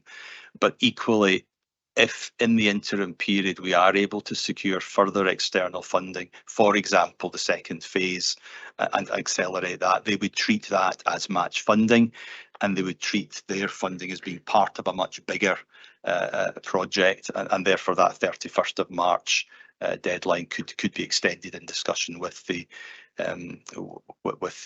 UK government, but it would be dependent on us securing funding to do the Lade and the repowering of the mill within that time scale. So still everything to play for, but I think there's a sensible conversation we've had with government officials that they're not going to be silly about the deadline. Councillor Collins, Stuart. Thank you, Provost. I just wanted to follow up on Councillor Robertson's excellent question about making sure that the projects were revenue neutral in the future.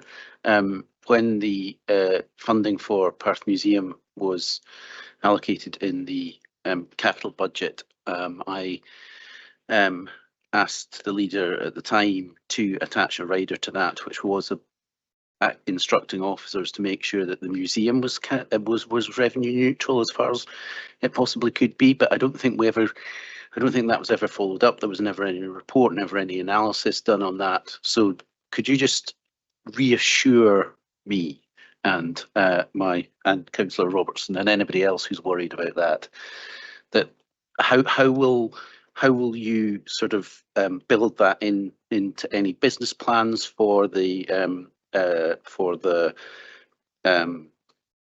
ironworks or for the food and drink centre, and mitigate as much as possible in terms of the city mills?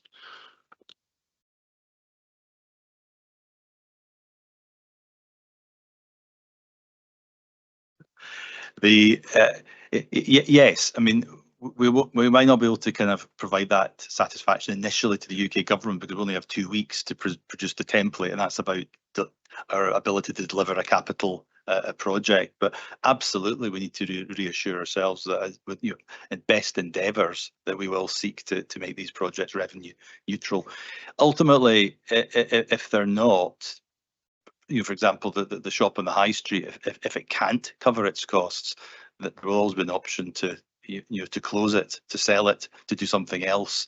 If push comes to shove, we can't subsidise it to that extent. And likewise with the ironworks, if the commercial revenue can't cover the immediate maintenance, it doesn't need to generate a profit. It needs to cover its costs. Then likewise, council could make a decision in the future as to whether or not that use is sustainable. Lower City Mills is different because it's with us forever, and that as a cultural attraction, it'd be best endeavours to cover the cost, but hopefully the commercial income upstairs would allow that to be the case. But nothing is guaranteed, and none of these projects are without risk. It's about mitigating the risk as best we can at this stage. Councillor Duff. Thank you, Provost. My question is in relation to the Lower City Mills project. At 5.3, it talks about it forming part of the Perth Common Good. So could you just ask, if we don't do anything with this, presumably Lower City Mills would be a burden on Perth Common Good. And if we do decide to do this and bring it forward, will there be benefits for Perth Common Good in terms of the lease and operation of Lower City Mills? Thank you. I need to ask Stephen for his input. Although the property, as I understand it, is held on the Perth Common Good, I don't think the maintenance of that building is being funded from the Common Good Fund. So I think the liability is with the general fund as things stand. But Stephen might have some more information on that. I don't have that detail here, but I can furnish you that after that. Thank you. Councillor Forbes. Thank you, Provost. I thought there was people ahead of me, but I'm happy to go now. On a general note, David, I know we've got to get the plan submitted and we're on a really tight deadline for that, but once the plans are submitted, will there be opportunity to consult further with local people and local businesses on the more minutiae of the project? Yes, and that was a commitment I gave last night to the business community. I mean, there was general support, but actually strong support for the Lower City Mills. There was pretty strong support for the ironworks. If I'm being honest, there was a more mixed view about the taste of Perth and Kinross, but I think that was the fears about competition as opposed to the opportunity to actually showcase more our micro businesses to the market whose products are not currently being stocked locally. So I undertook that we would do further consultation through the business partnership with the business community on the detail of the criteria by which particularly the food and drink outlet would operate. So yes, there's still opportunity to do all of that. Okay, thank you very much. There being no further questions, we'll invite the Leader of the Council to move. Anne have a further question, yes. Thank David, just the ironwork. So the cost of buying that, I'm not an expert on property values, but it says in the report, I think something like it has no commercial value, but then it's valued at £300,000. I'm just wondering where that number came from, and are we happy we're not either overpaying or underpaying for that building? We certainly won't overpay. It will be negotiated as a property transaction. The owner will have an aspiration. Actually, the owner's aspirations, I understand it is significantly higher than that. But our negotiating position is that it has been vacant for some time, needs a significant amount of works to it. So we will definitely be paying the absolute minimal possible. So there will be a kind of notional value attached to it, but whether that's this real commercial value or not is a moot point. So we'll be striking the best deal possible. Councillor Cuthbert, you have a point of clarification. Thank you, Provost. Yes, it was just the answer that was given to Councillor Duff's question. I'm just trying to work out in my own head, and I'm looking for legal advice. We've been given money by the UK government to spend as a council, but are we effectively giving the money to the Perth Common Good Fund? Is it a separate entity? And therefore, are we actually meeting the criteria that was supposed to meet by the Scottish Government, i.e. spend it ourselves on our own projects? So I'm just saying, is this competent? Yes. Yes, the common good it's not a separate entity. It's a committee. It's about the conditions that are attached to the use of or the ownership of assets, property assets, etc. So it's still council property. So therefore, it's still eligible to use the funding for it. What we then need to think about is if we get into a situation whereby once costs are all covered, whether that be through the maintenance that the council is responsible for at the moment, whether or not excess of that, if there was a super profit in that commercial business once it was up and running, whether that money goes back into the common good. So that's what we would need to tease out. It's perfectly, it's an eligible project. Thank you very much. Councillor Lane, would you like to move the report?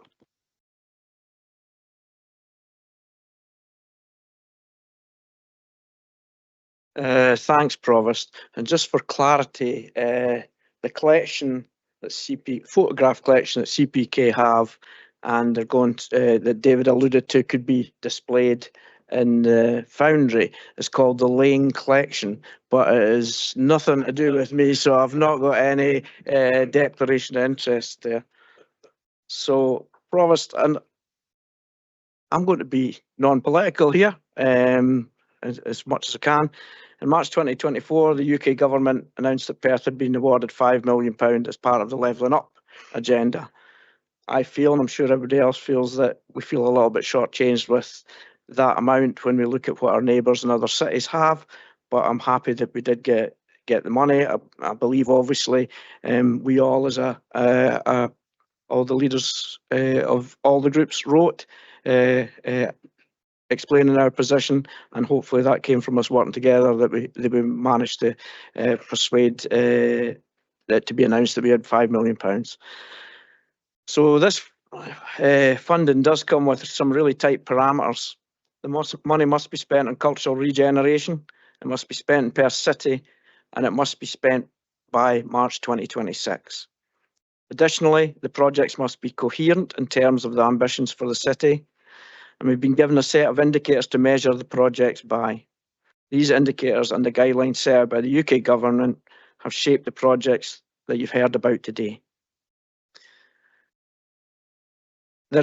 there is also a challenging timeline for the funding. We need to have the projects confirmed and business plans submitted by the 3rd of June. Officers are currently pulling those together with a robust breakdown of costs and project plan. Consultation needs to be done in the meantime, and because of the tight timeline, that has already started. Politicians from the UK and the Scottish Government have been invited to hear more about the projects. Business leaders and cultural leaders from Perth and Kinross have fed into the plans. The 3 projects that you've seen today, Lower City Mills is an A-listed building which has been on the Buildings at Risk Register for more than a decade. The proposed project, which was developed by Perth and Kinross Heritage Trust, would see the mill reopened as a tourist attraction and a space to deliver training and traditional building skills.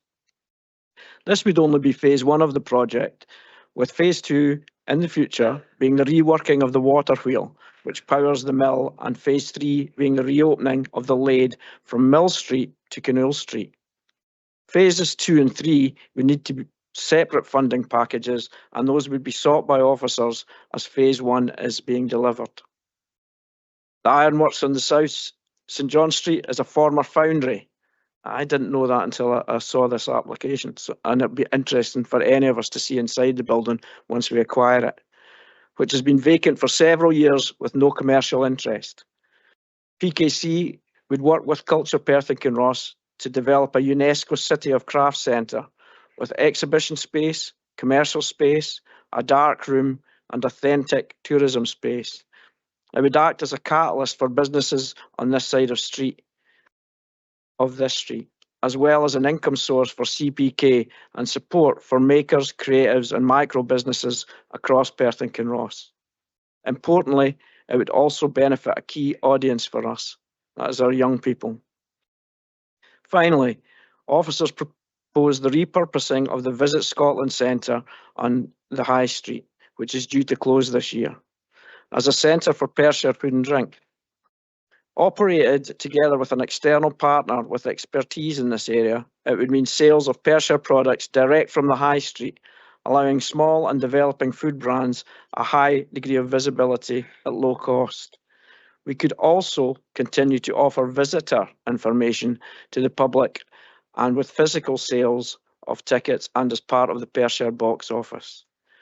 I hope you'll agree that these projects all fit the brief we've been given by the UK Government, adding something special to our city for both residents and visitors, both economic drivers and cultural attractions in their own right, as well as being links for our existing offers across Perth. I'd like to, at this stage, thank the officers for the extremely tedious way they've worked to bring forward these projects in such a short time frame and to enable us to be able to bid in for the money that has been allocated to us.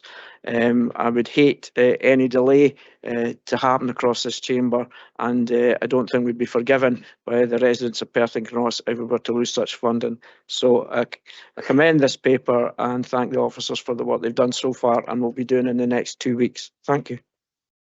Thank you, Councillor Lane. Councillor Drysdale to second, please.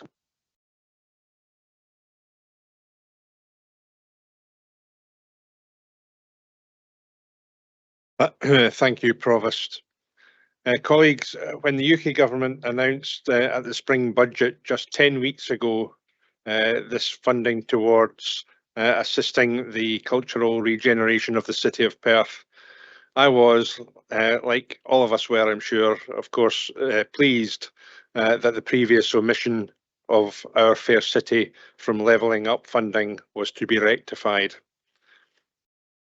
Realisation then dawned that suitable projects had to be identified by 3rd of June, as the leader has said, and deliverable within just 2 years. This has, of course, significantly restricted viable options, but it is testimony to the diligence and hard work of officers that we are today presented with 3 feasible options. These projects will collectively boost the transformation of our city centre tourism offering, which is already being turbocharged by the new Perth Museum and Stone of Destiny, while also creating environments to showcase and energise the best of cultural talent and local food and drink produce. Provost, I've seen a fair bit of positive comment on social media about these proposals, but I've also seen a fair bit of misplaced disappointment being expressed that this money should go towards service delivery or infrastructure improvements. And of course, as we in the Chamber know, this was not and is not an option under the terms of the funding offered. However, I'm confident that, if approved, these projects will further stimulate the early green shoots of economic recovery we are just beginning to see after more than a decade of austerity. Happy to second. Thank you very much, Councillor Drysdale. Councillor Duff. Thank you, Provost. I warmly welcome this allocation of £5 million by the UK Government from levelling up funds to the City of Perth. This supplements other awards of levelling up funds in terms of the Community Ownership Fund and the Shared Prosperity Fund, which have benefited many of our communities, including several in my own ward, where about £1.4 million of levelling up funds has been shared by 4 local projects. I'm grateful to the officers for quickly considering the issues surrounding the use of these funds and for bringing these 3 projects forward for our consideration today, which I think complement other cultural developments we've made in the city centre. I think they'll bring great benefit to the city and be a further catalyst to our local economy, similar to the boost which we've received from our Perth Museum, which, as we know, was also supported by UK Government funding of £10 million. As with many of these allocations of monies, there are tight timescales involved, and officers will have their work cut out to respond to the Department of Levelling Up Housing and Communities by the 3rd of June, but I'm confident that this will be achieved. In that regard, I would like to take this opportunity to also welcome the Council's introduction of a dedicated officer to look at grant funding. I think this will hopefully assist the Council to move quickly when these opportunities arise to secure available funding from whatever source, and for us to be more successful in that area as well. I'm happy to support the use of this money for the proposed projects and look forward to the economic boost that they will surely bring to Perth. Thank you. Thank you. Councillor Donaldson. Thank you, Provost. I do welcome the £5 million that's been allocated to Perth and Kinross under the levelling up funding. I think one should say, though clearly, and it's not being churlish, in many ways this replaces what would have potentially been received previously in terms of European Community funding. It's also funding that has been paid for effectively by Scottish taxpayers through the tax system. It's not some marvellous gift from the UK government, and indeed the amount of funding that Perth and Kinross has received relative to other local authorities in Scotland, and I'm thinking here of Inverness, I'm thinking of Stirling, is quite appreciably less. But nonetheless, we do deploy this funding. I stress again, it has to be stressed, that the criteria are such that it can be only spent within the boundaries of Perth City.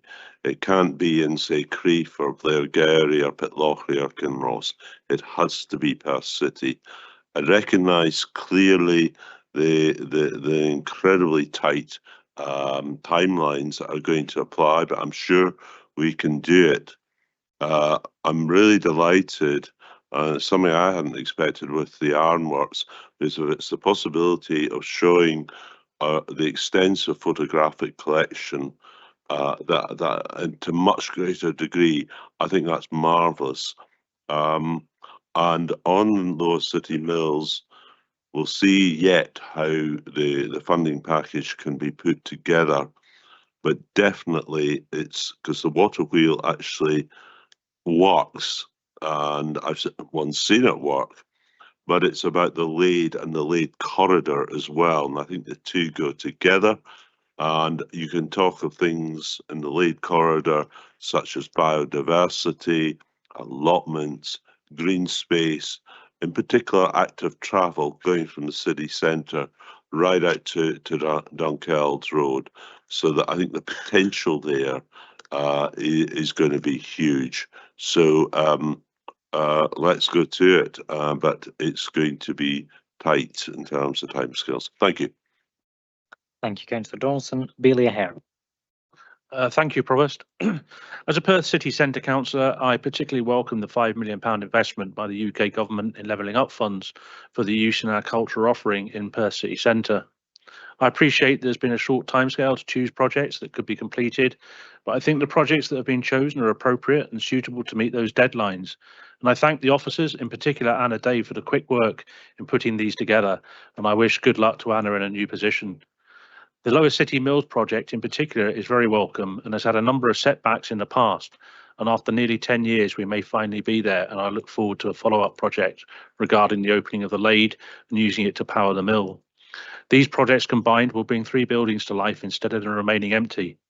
These projects will join the museum and the new art gallery, offering helping to make Perth a city with a wider culture offering and a destination that will attract visitors. I hope these projects will show that Perth has something to offer and will attract more retail businesses, especially independent businesses, into the city, taking advantage of the projected increase in footfall. Thank you, Provost. Thank you, Bailey Ahern. Councillor Peter Barrett. Thanks, Provost. As a kind of glass half full, optimistic type of guy, I really welcome the £5 million levelling up funding that Perth has been awarded. As a city centre councillor, I fully appreciate the acute need to invest in our city centre, and the levelling up fund kickstarts the City Mills project and delivers action on an at-risk building. I'm a firm believer in nothing ventured, nothing gained, and I think that there's an awful lot to gain from these 3 projects which will improve our city centre. I and fellow members of the Perth Common Good Fund Committee had the benefit of a Perth and Kinross Heritage Trust conducted tour of the buildings and heard about their ambitions to renovate the building and create a working mill visitor attraction. Those were really exciting plans. However, I think our excitement was tempered by the potential costs and the availability or scarce availability of funding. Provost, I'm old enough to remember the excitement that the opening of the new City Mills Hotel generated some 40 years ago, with its views of the Lade and illuminated water sluices racing under floors. So the prospect of the UK's only working urban mill is a really enticing one, and without getting carried away, and given that the funding will only deliver phase 1 of the project and the essential conservation works, not the powering of the mill by water, I think it is still a really positive step forward. The Ironworks proposal will accelerate the regeneration of the south side of the new museum, a process that has begun following the private investment and commitment of this council to the new museum with the St John's Bar and Grill and the adjacent flats. And if the Ironworks space can be staffed by Culture, Perth and Kinross without additional cost, then that sounds to me like good value for money. And as we heard earlier, it also demonstrates the tangible impact of and commitment to our UNESCO City of Craft status. I think it is really important to get the right external partner to deliver the taste of Scotland, to regenerate our high street and add vitality to that. But I believe that the council and our officers are due credit for and recognition of the substantial investments that have been made in Perth City Centre to make it an attractive and vibrant place for people to visit and linger, and to support our high street retailers. Provost, too many people have too short memories, and I'm always surprised when the naysayers say, ooh, Perth City Centre is not what it used to be. And I say, no, it's not. Look at the new museum, consider the cumulative impact of tackling the derelict St Paul's building, something that I lobbied for years, and the creation of the new St Paul's Square, which drove private sector investment in the surroundings buildings, combined with the demolition of the Quality Cafe and Clachan Bar opposite, the redevelopment of the YMCA building and church, and the final demolition of the White Horse, actions all of which have transformed that end of our high street and city centre. And I think, Provost, given the concerns we have about the availability of shovel-ready development sites for council houses, we do just need to get on with building something on the site of the former Clackanon Quality Street Quality Cafe, and not have the site sterilised over protracted discussions over the demolition costs and recovery of that. This is really positive news and make a big difference to our city centre, and I commend the officers for bringing forward this report. Thank you. Thank you, Councillor Barrett, and you're right to note many of the positive changes that have happened in recent times. Although if I can steal the council leader's phrase from earlier, for Councillor Kugali and myself, 40 years ago is perhaps feeling a bit prehistoric. Councillor Rebeck.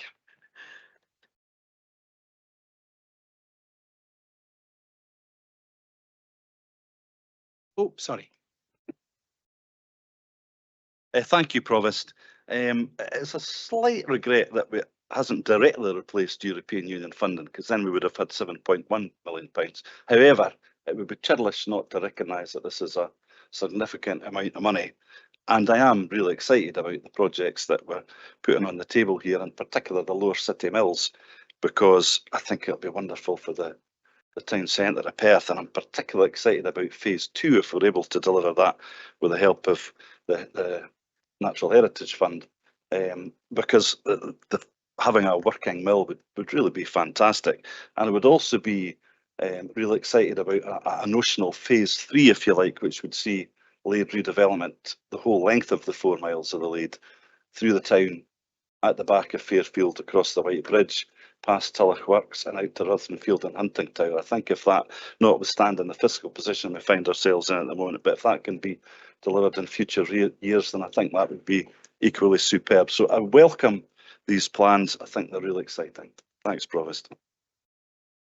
Thank you very much, Councillor Rebeck. Deputy Provost. Thank you very much. I hadn't realised when I asked for comments that by now I'd be repeating much of what had already been said, but to me this very welcome funding gives us the opportunity to kill 3 birds with one fairly unexpected stone. That has to be good. The Lower City Mills project sets us well on the way to creating another unique attraction in Perth City, which I think would generate much wider interest, particularly if we can get the mill working with a phase 2. I hadn't never realised until I toured the mill previously just how many mill enthusiasts there are around the world who will travel considerable distances to see this sort of thing, and it would, I think, be unique in the United Kingdom. The Ironworks project gives real meaning to the UNESCO City of Arts and Crafts status that officers fought so hard for us to achieve for the city, and I think gives a real opportunity to develop some of the talents consistent with that status in the future.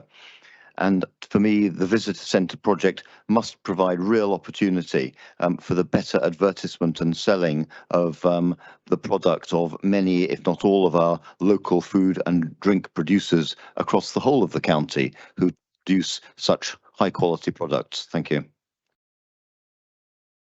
Thank you, Deputy Provost. We now have an amendment from Bailey.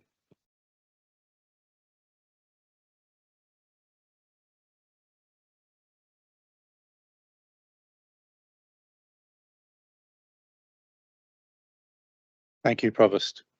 Unlike Deputy Provost, I won't be repeating anything that anyone said so far. I'll apologise up front, but it's time for us to face some home truths here, folks.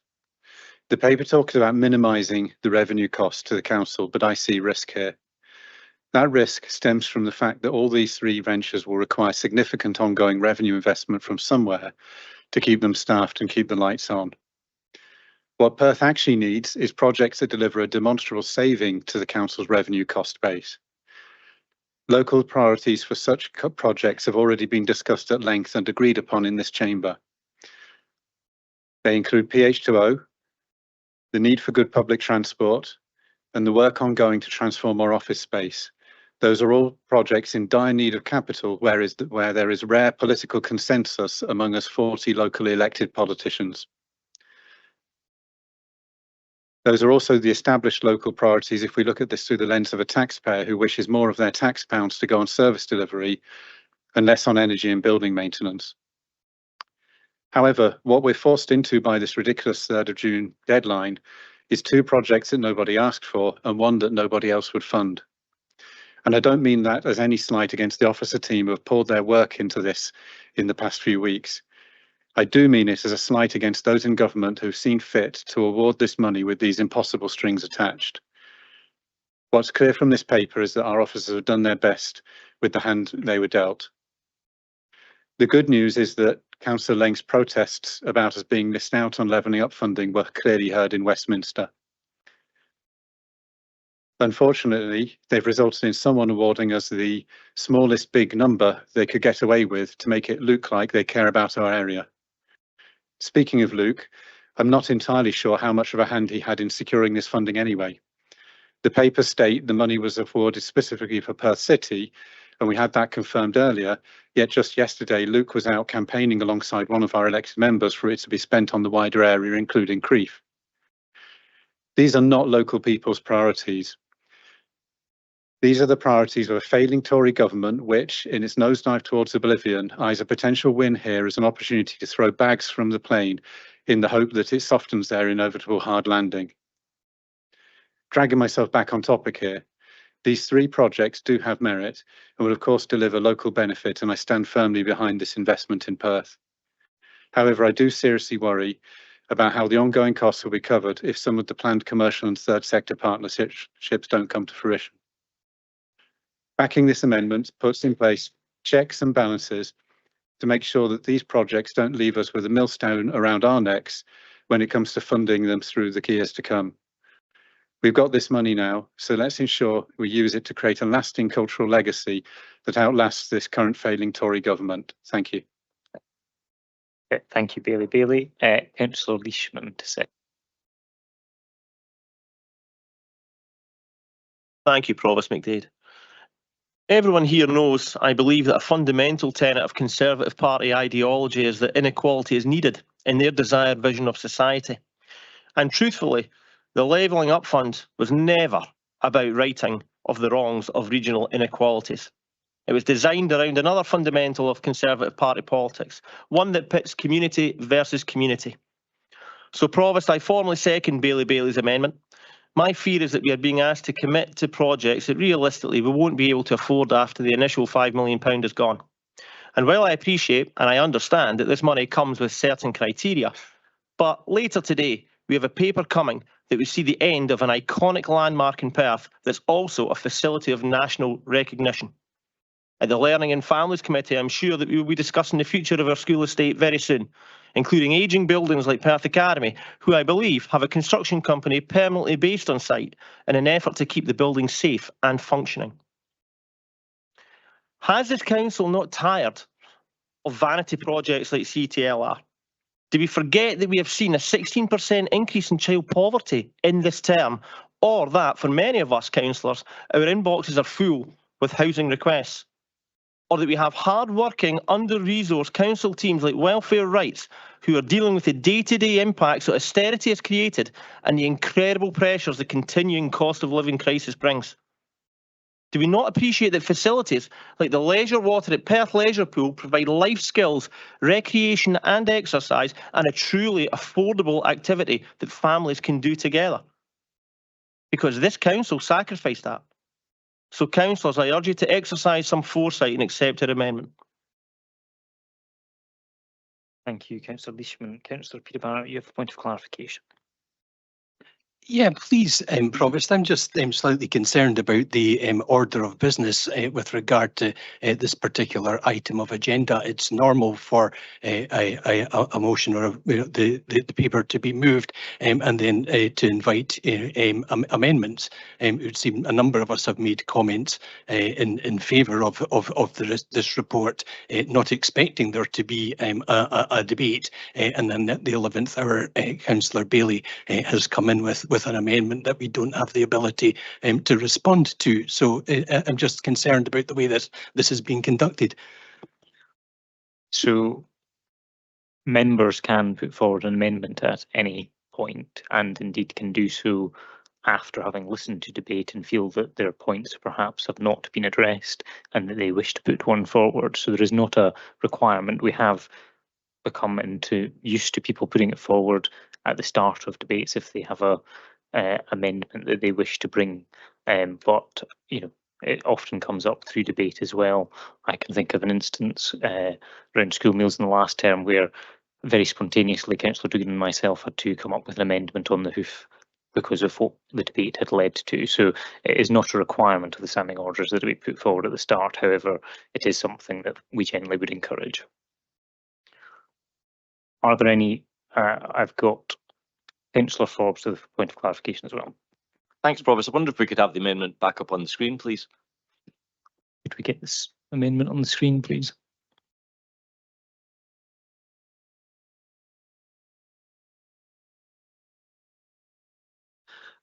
I'm just slightly confused by what we're actually being asked here. I mean, share the risk, perfectly reasonable, but in what way? Specifically, in what way? Can we just get a little bit more detail? I'll come to Bailey. I mean, it appears to remit that to officers, but Bailey, do you wish to provide further clarity? Yes, it's to ensure, Councillor Forbes, that if there is a instance where one of these projects requires revenue funding or doesn't meet the expected running costs, then the partners would share that revenue risk with us, and we wouldn't just be on the hook. In the case of, I guess, the cafe at Perth City Hall, we found ourselves on the hook, even though we received similar assurances that would be a commercial venture. So that's the kind of situation I'm looking to prevent occurring. Thank you. Okay, thank you. You want to come back? Yeah, so in that specific case then, is this to be agreed as part of the amendment that I still don't really understand this. So take the shop as an example. Who would we share the risk with?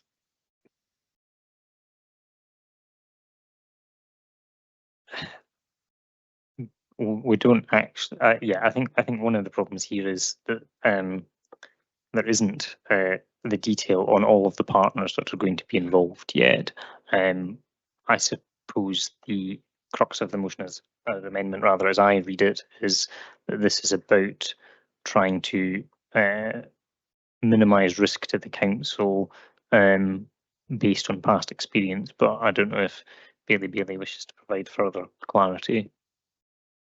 Thank you. Yeah, in summary, it's about getting us in a position where we as a council are able to monitor these projects to ensure that they are something where, if they don't hit their revenue targets, the shortfall in revenue will be met between us and the partners, rather than just falling to us as the sort of landlord of last resort in the city. Thank you. Thank you. Councillor Liz Barrett, you have a point of clarification. Yes, it's really again about the order of business. Provost, just to ask if, because an amendment has now been raised, presumably those who have already spoken on the paper, not having awareness of the amendment, can now speak on to give their views on the amendment. And I note that Councillor Ling would like to speak. Thank you. So the standing orders are quite clear that members get to make one contribution up to 5 minutes in comments. So those who have spoken would not be allowed to speak again. Councillor Ling, as the mover of the motion, will get to sum up at the end of debate. So that is the position within the standing orders. Councillor Forbes, you have a further point of clarification. However, Councillor Peter Barrett has a point of order, which I'll come to first. Thanks, convener. It seems that the obvious solution here is to move the suspension of standing orders so that anybody who wants to speak for or against Bailey's amendment is allowed to do so. So I would propose the suspension of standing orders if that's required. Yes, you can perfectly do that. Is there a seconder for that? Seconded. Second by Councillor Liz Barrett. My memory of the standing orders, it does require a roll call vote of 2/3 majority, so we'll just go straight to that.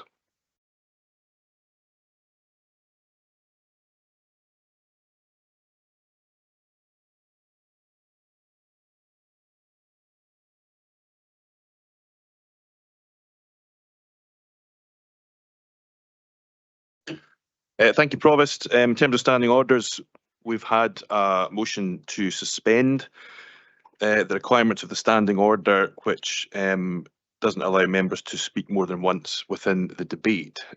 So as the Provost outlines, there will be a roll call vote, and in order for this motion to succeed, it requires a 2/3 majority. So if I can ask members to vote if they're voting for the motion from Councillor Peter Barrett, seconded by Councillor Liz Barrett, or against the motion to suspend standing orders.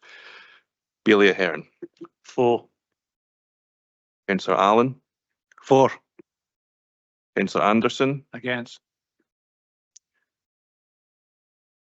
Billy Bailey. For. Councillor Liz Barrett. For. Councillor Peter Barrett. For. Councillor Braun. For. Bailey Brock. Against. Councillor Carr. For. Councillor Chan. For. Councillor Cuthbert. For. Councillor Donaldson. For. Councillor Drysdale. For. Councillor Duff. For. Councillor Forbes. For. Councillor Frampton. For. Councillor Freshwater. For. Councillor Harvey. For. Councillor Illingworth. For. Councillor James.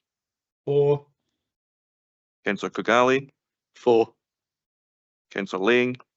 For. Councillor Leishman. For. Councillor McPherson.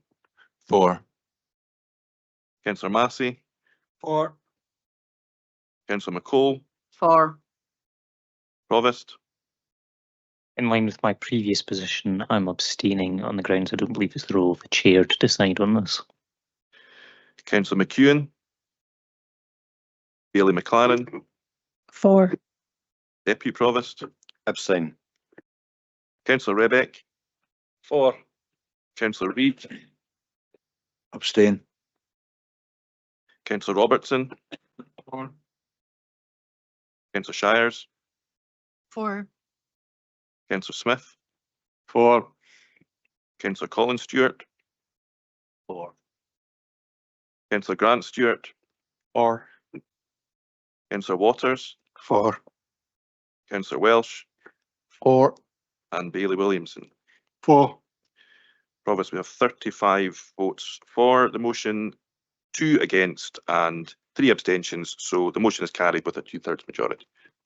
Okay, thank you very much. Point of clarification from Councillor Angus Forbes.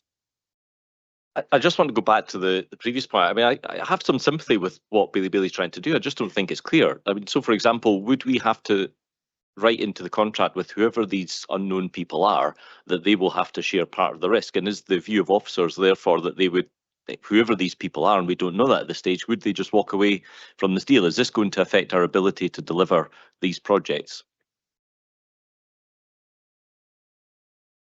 Should we have the amendment back on the screen, please?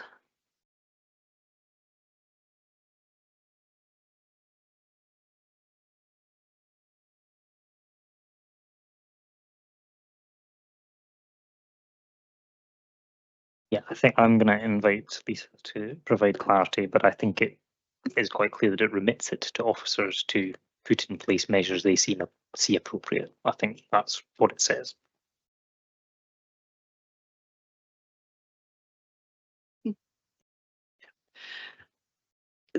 Two executives just reminded me that David had already made reference to the fact that if things didn't stack up, then obviously we would look to make other arrangements. One of the difficulties around this is that of course, it's a competent amendment, but because of the timing of things, it's quite difficult. We're not at a stage where we've got fully detailed business cases so that we can identify where these risks might arise and the mitigating measures that we will be putting in place.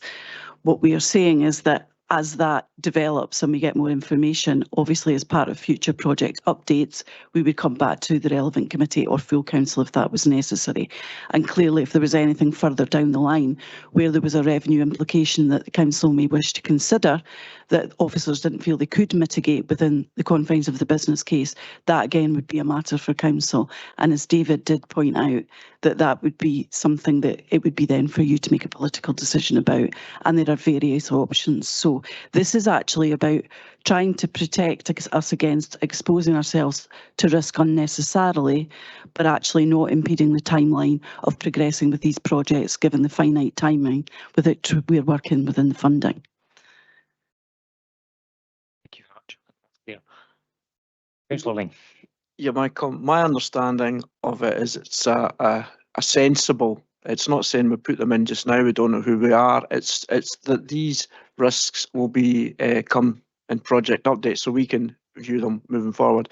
There was several members in the debate mentioned and asked the question about that we didn't want to have a revenue outgoing at the end of this from the council. We want it to be cost neutral. That was from across the chamber, I think, was a question. So one can take Bailey and the Senator Councillor Leishman's political stuff aside, as I will do. I think that it's a sensible amendment, and I think we should all get behind it. We should always be able to look at how a project's going and what the risk is to the council. And this, to me, just says that this will be in our future project updates as the project develops and as we appoint partners. It doesn't say that if there was to be a loss, it would have to be 50-50. And I think it's sensible to put in that it should be we should be aiming for a revenue neutral position. Mr. Littlejohn stated that, and that there would be ways and means of selling off business I hope it doesn't, and I'm sure it won't, was proven unsuccessful to be revenue neutral and was causing a loss to the council. So at this moment, I'm happy to incorporate the amendment into the motion because I think it makes perfect sense if you take the politics out, but I can't do that until we've had the rest of the debate. Okay, thank you, Councillor Ling. I note that you are currently minded to incorporate, but you're going to come back to that in your once the debate's finished. Once the debate is finished. Therefore, I'm going to come to Councillor Liz Barrett for a comment. There are a couple of people doing questions in the chat. We are in comments. This is not questions. However, I will accept points of clarification. Thank you, Provost.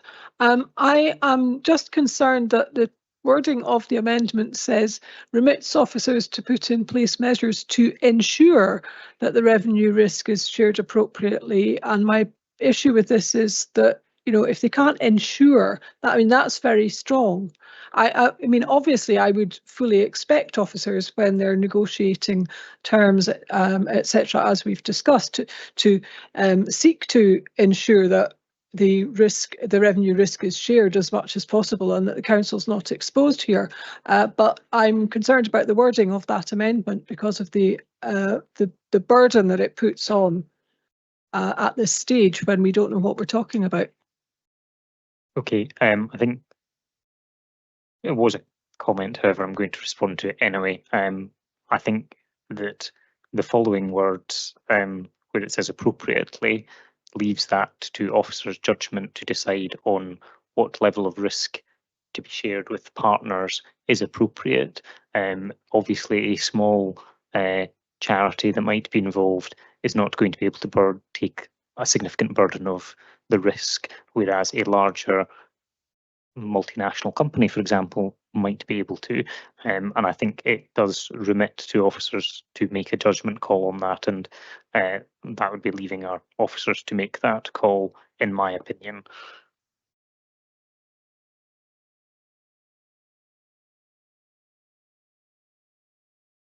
Okay. Okay. Councillor McCall, you have a question. Do you wish to phrase it as a point of clarification? I will do my very best, Councillor or Provost, not to ask a question.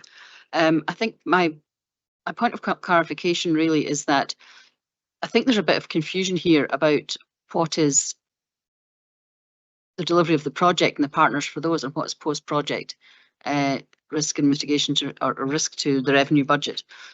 My understanding is that it is our standard practice when we're developing projects with external partners to deliver a particular piece of work. There is very robust terms and conditions as standard in these contracts, and that the risk is in many cases with the partner to ensure that the project is delivered on time and that it meets the objectives of the project, including the projected running costs, etc., etc. However, post-project completion, and if a partner is then somewhere else, or they finish their piece of work, it's very difficult to ensure that they will then take some responsibility for revenue costs that they may not in fact have any influence or input into.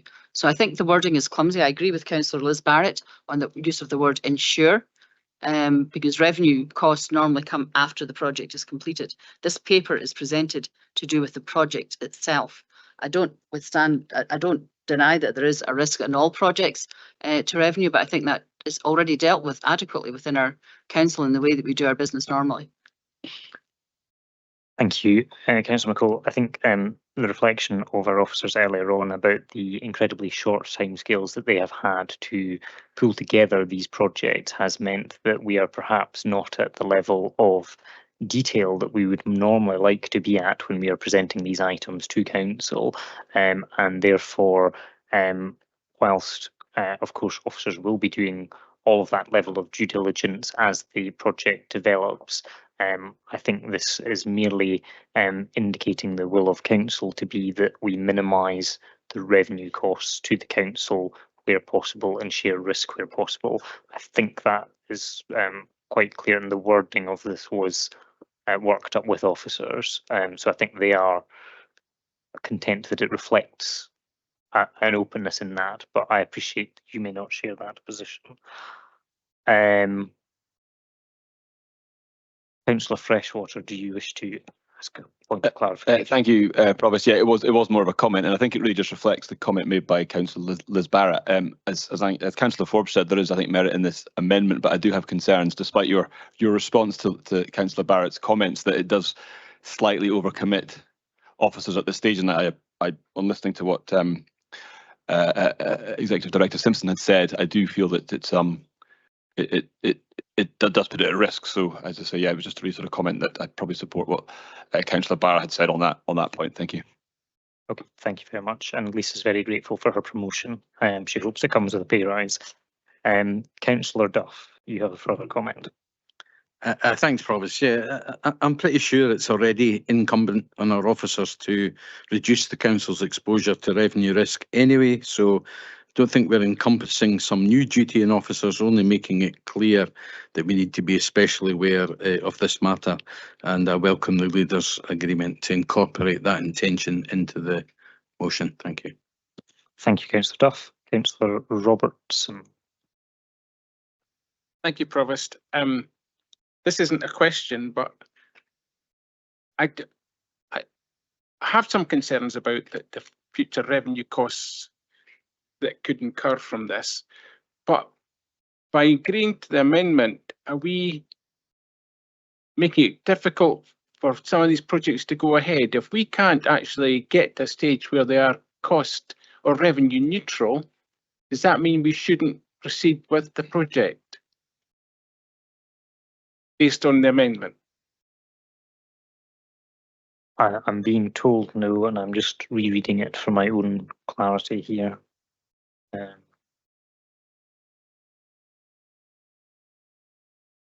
I don't believe it does, and I think the intention certainly that is not the intention. And when the leader of the council incorporates his position, he can presumably reiterate that point to ensure it is clear. Thank you, Provost. So on what you're saying, if one of the projects could incur quite severe revenue costs, based on the amendment, we would still proceed with it? I think at that point the officers would be bringing it back to council anyway, because actually it would present significant financial revenue burdens that the council may not. That would be their duty to ensure best value anyway. The Chief Executive is going to provide further clarity.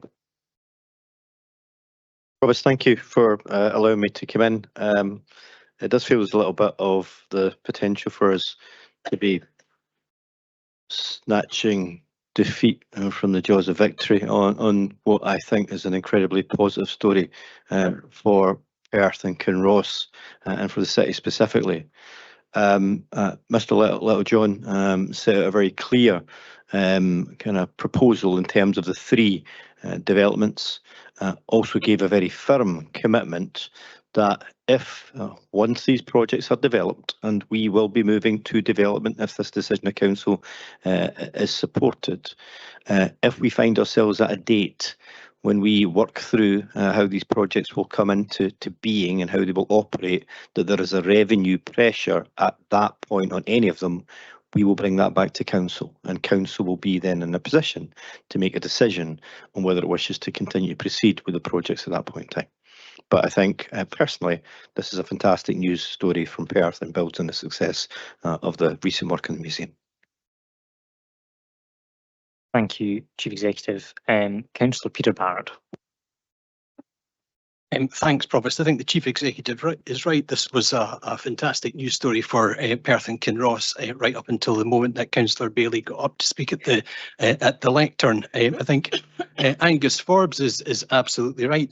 This just introduces unnecessary opacity and lack of clarity to the report.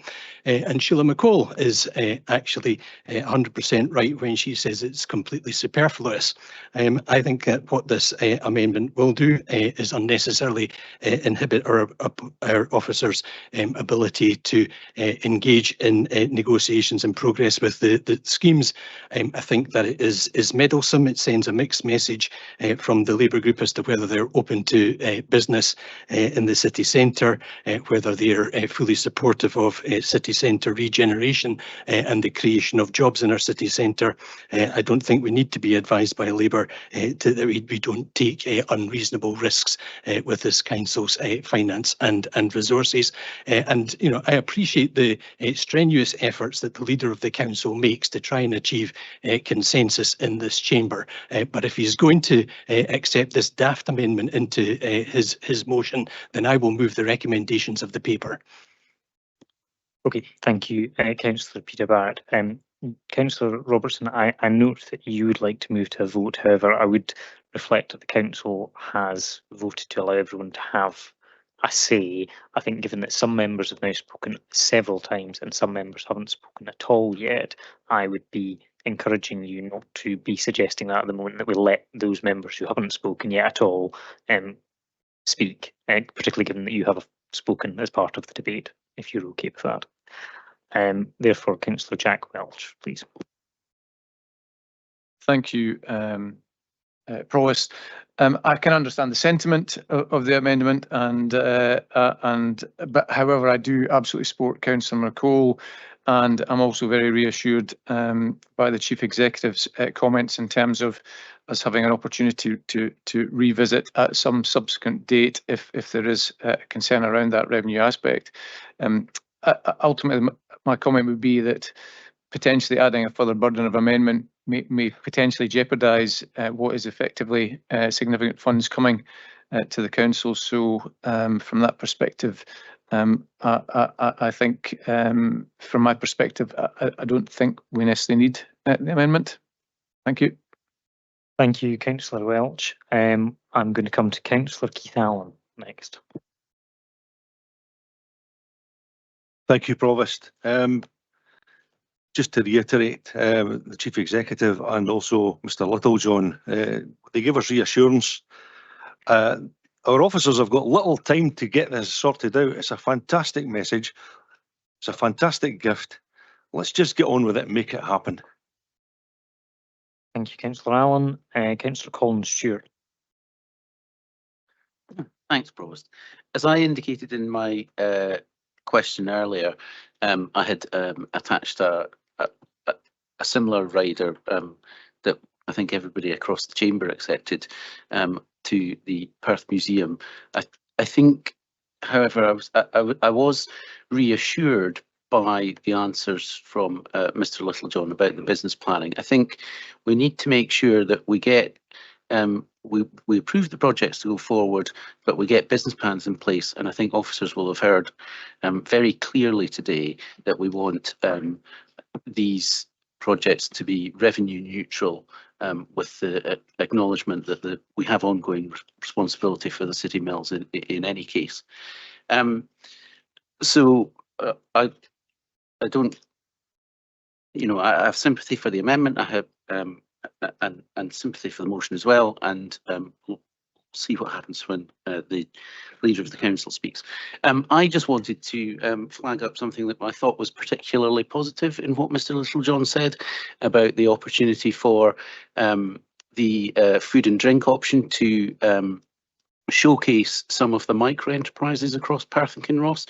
I know that food and drink manufacturers, small micro rural food and drink manufacturers, were some of the organisations that really benefited from and took up the opportunity offered by the Rural Micro Enterprise Fund. And I think it'd be great to have a city centre venue to display their wares and bring them to potentially a wider market. So I think that one is an ideal project within the proposals here today, and I'm really supportive of that in particular. Thank you very much. And final comment to Bailey McLaren. Thank you, Provost. I feel that the concerns expressed, you know, they are just, but however, the opportunity for further city centre regeneration and extension of our culture offering, we can't let this opportunity pass us by. And I agree wholeheartedly with our Chief Executive, Mr. Glenn. And I would also note that David, in his presentation, made reference to last night's meeting in the concert hall, and it had a very positive response from the business community who have also been very concerned about city centre regeneration. So I will be supporting the proposals. So thank you. Thank you, Bailey McLaren. Bailey, do you wish to say anything in summing up? Yeah, thank you. First of all, to apologise for the procedural confusion I caused. It was never my intention to deny people the ability to debate. More, I wanted to see what the lay of the land was before knowing whether the amendment will be necessary or not. But I'll take that under advice for future occasions. The amendment is very much, as I said when I proposed it, about ensuring, and it says there on the screen, risk mitigation measures form part of future project updates to the relevant committee or council. That means that we go ahead just like we would have done anyway, but those risk mitigations get brought back. I think the other thing I'd like to correct the record on is that this is about the ongoing costs, and as I said earlier, about making sure these things are a legacy that outlasts us. I think it may have been Mr. Littlejohn when he spoke said that if these things don't come through, we could always close things. But on the next paper, we're about to experience some of the emotion that comes forward when we have to close things. I'd far rather we plan them from the beginning in a way that they're sustainable and are able to outlast us and our time on this council, rather than this 5 million being spent and then us losing some of the projects in years 2 and 3. So I think that's the thought I'd like to leave with you, that this amendment is very much about ensuring that we create a lasting legacy, and to do that we have to make sure that these projects do not have an ongoing revenue ask for this council, because we know that that revenue is better spent on other projects in many cases, as we've seen in the recent budget round. Thank you. Okay, thank you. Leader of the council to sum up. Thank you. Thank Councillor Barrett for saying that I got the strenuous efforts to try and get consensus, but I do agree with the leader of the Conservative group. I see people arguing about things that aren't in here, that we're risking the whole project, when it's already been stated by the head of legal that that isn't a risk. We're talking about here that, quite rightly, we should be informed of what is happening at each stage as we move forward with this.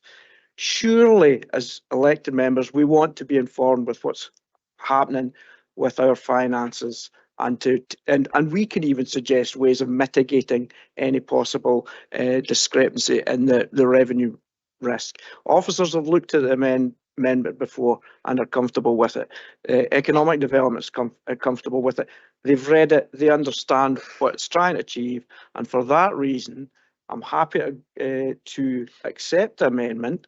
I take it as for what it is, and we should all be aware of the financial situation we are ongoing and at least try and mitigate any problems as they come up. And we're aware of them and can explain them. So I'm happy to accept the amendment in. If it goes to a vote, it's not a whipped vote. It's what you read in and what you've heard here, not what you think you've heard.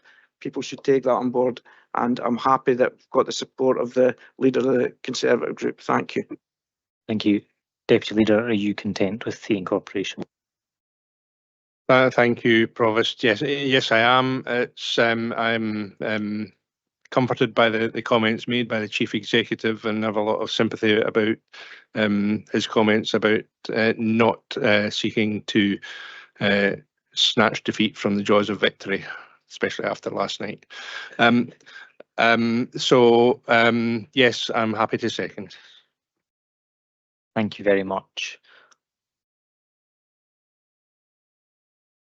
Councillor Barrett, do you wish to? Yeah, convener, I think, given that there is differing views within parties and groups, and the fact that I think it is a completely unnecessary amendment, I would force it to a vote. So I'm happy to move the recommendations of the paper without amendment. Okay, thank you. And seconding? Seconded. Thank you. Formally. Thank you. Okay, members, we're just going to go straight to a vote then. So it is either the motion which incorporates the original amendment from Bailey, or it is the amendment from Councillor Peter Barrett and Councillor Liz Barrett, which is the original recommendations unamended. Thank you, Provost. As you've outlined, if members can now confirm if they're voting for the motion by Councillor Lang or the amendment by Councillor Peter Barrett. Bailey Ahern. Amendment. Councillor Allen. Motion. Councillor Anderson. Amendment. Bailey. Motion. Councillor Liz Barrett. Amendment. Councillor Peter Barrett. Amendment. Councillor Braun. Amendment. Bailey Brock. Motion. Councillor Carr. Motion. Councillor Chan. Amendment. Councillor Cuthbert. Motion. Councillor Donaldson. Motion. Councillor Drysdale. Motion. Councillor Duff. Motion. Councillor Forbes. Amendment. Councillor Frampton. Motion. Councillor Freshwater. Motion. Councillor Harvey. Motion. Councillor Illingworth. Motion. Councillor James. Motion. Councillor Kogali. Amendment. Councillor Lang. Motion. Councillor Leishman. Motion. Councillor McPherson. Motion. Councillor Massey. Motion. Councillor McCall. Amendment. Provost McDade. Motion. Councillor McEwen. I don't see how they're different, but motion.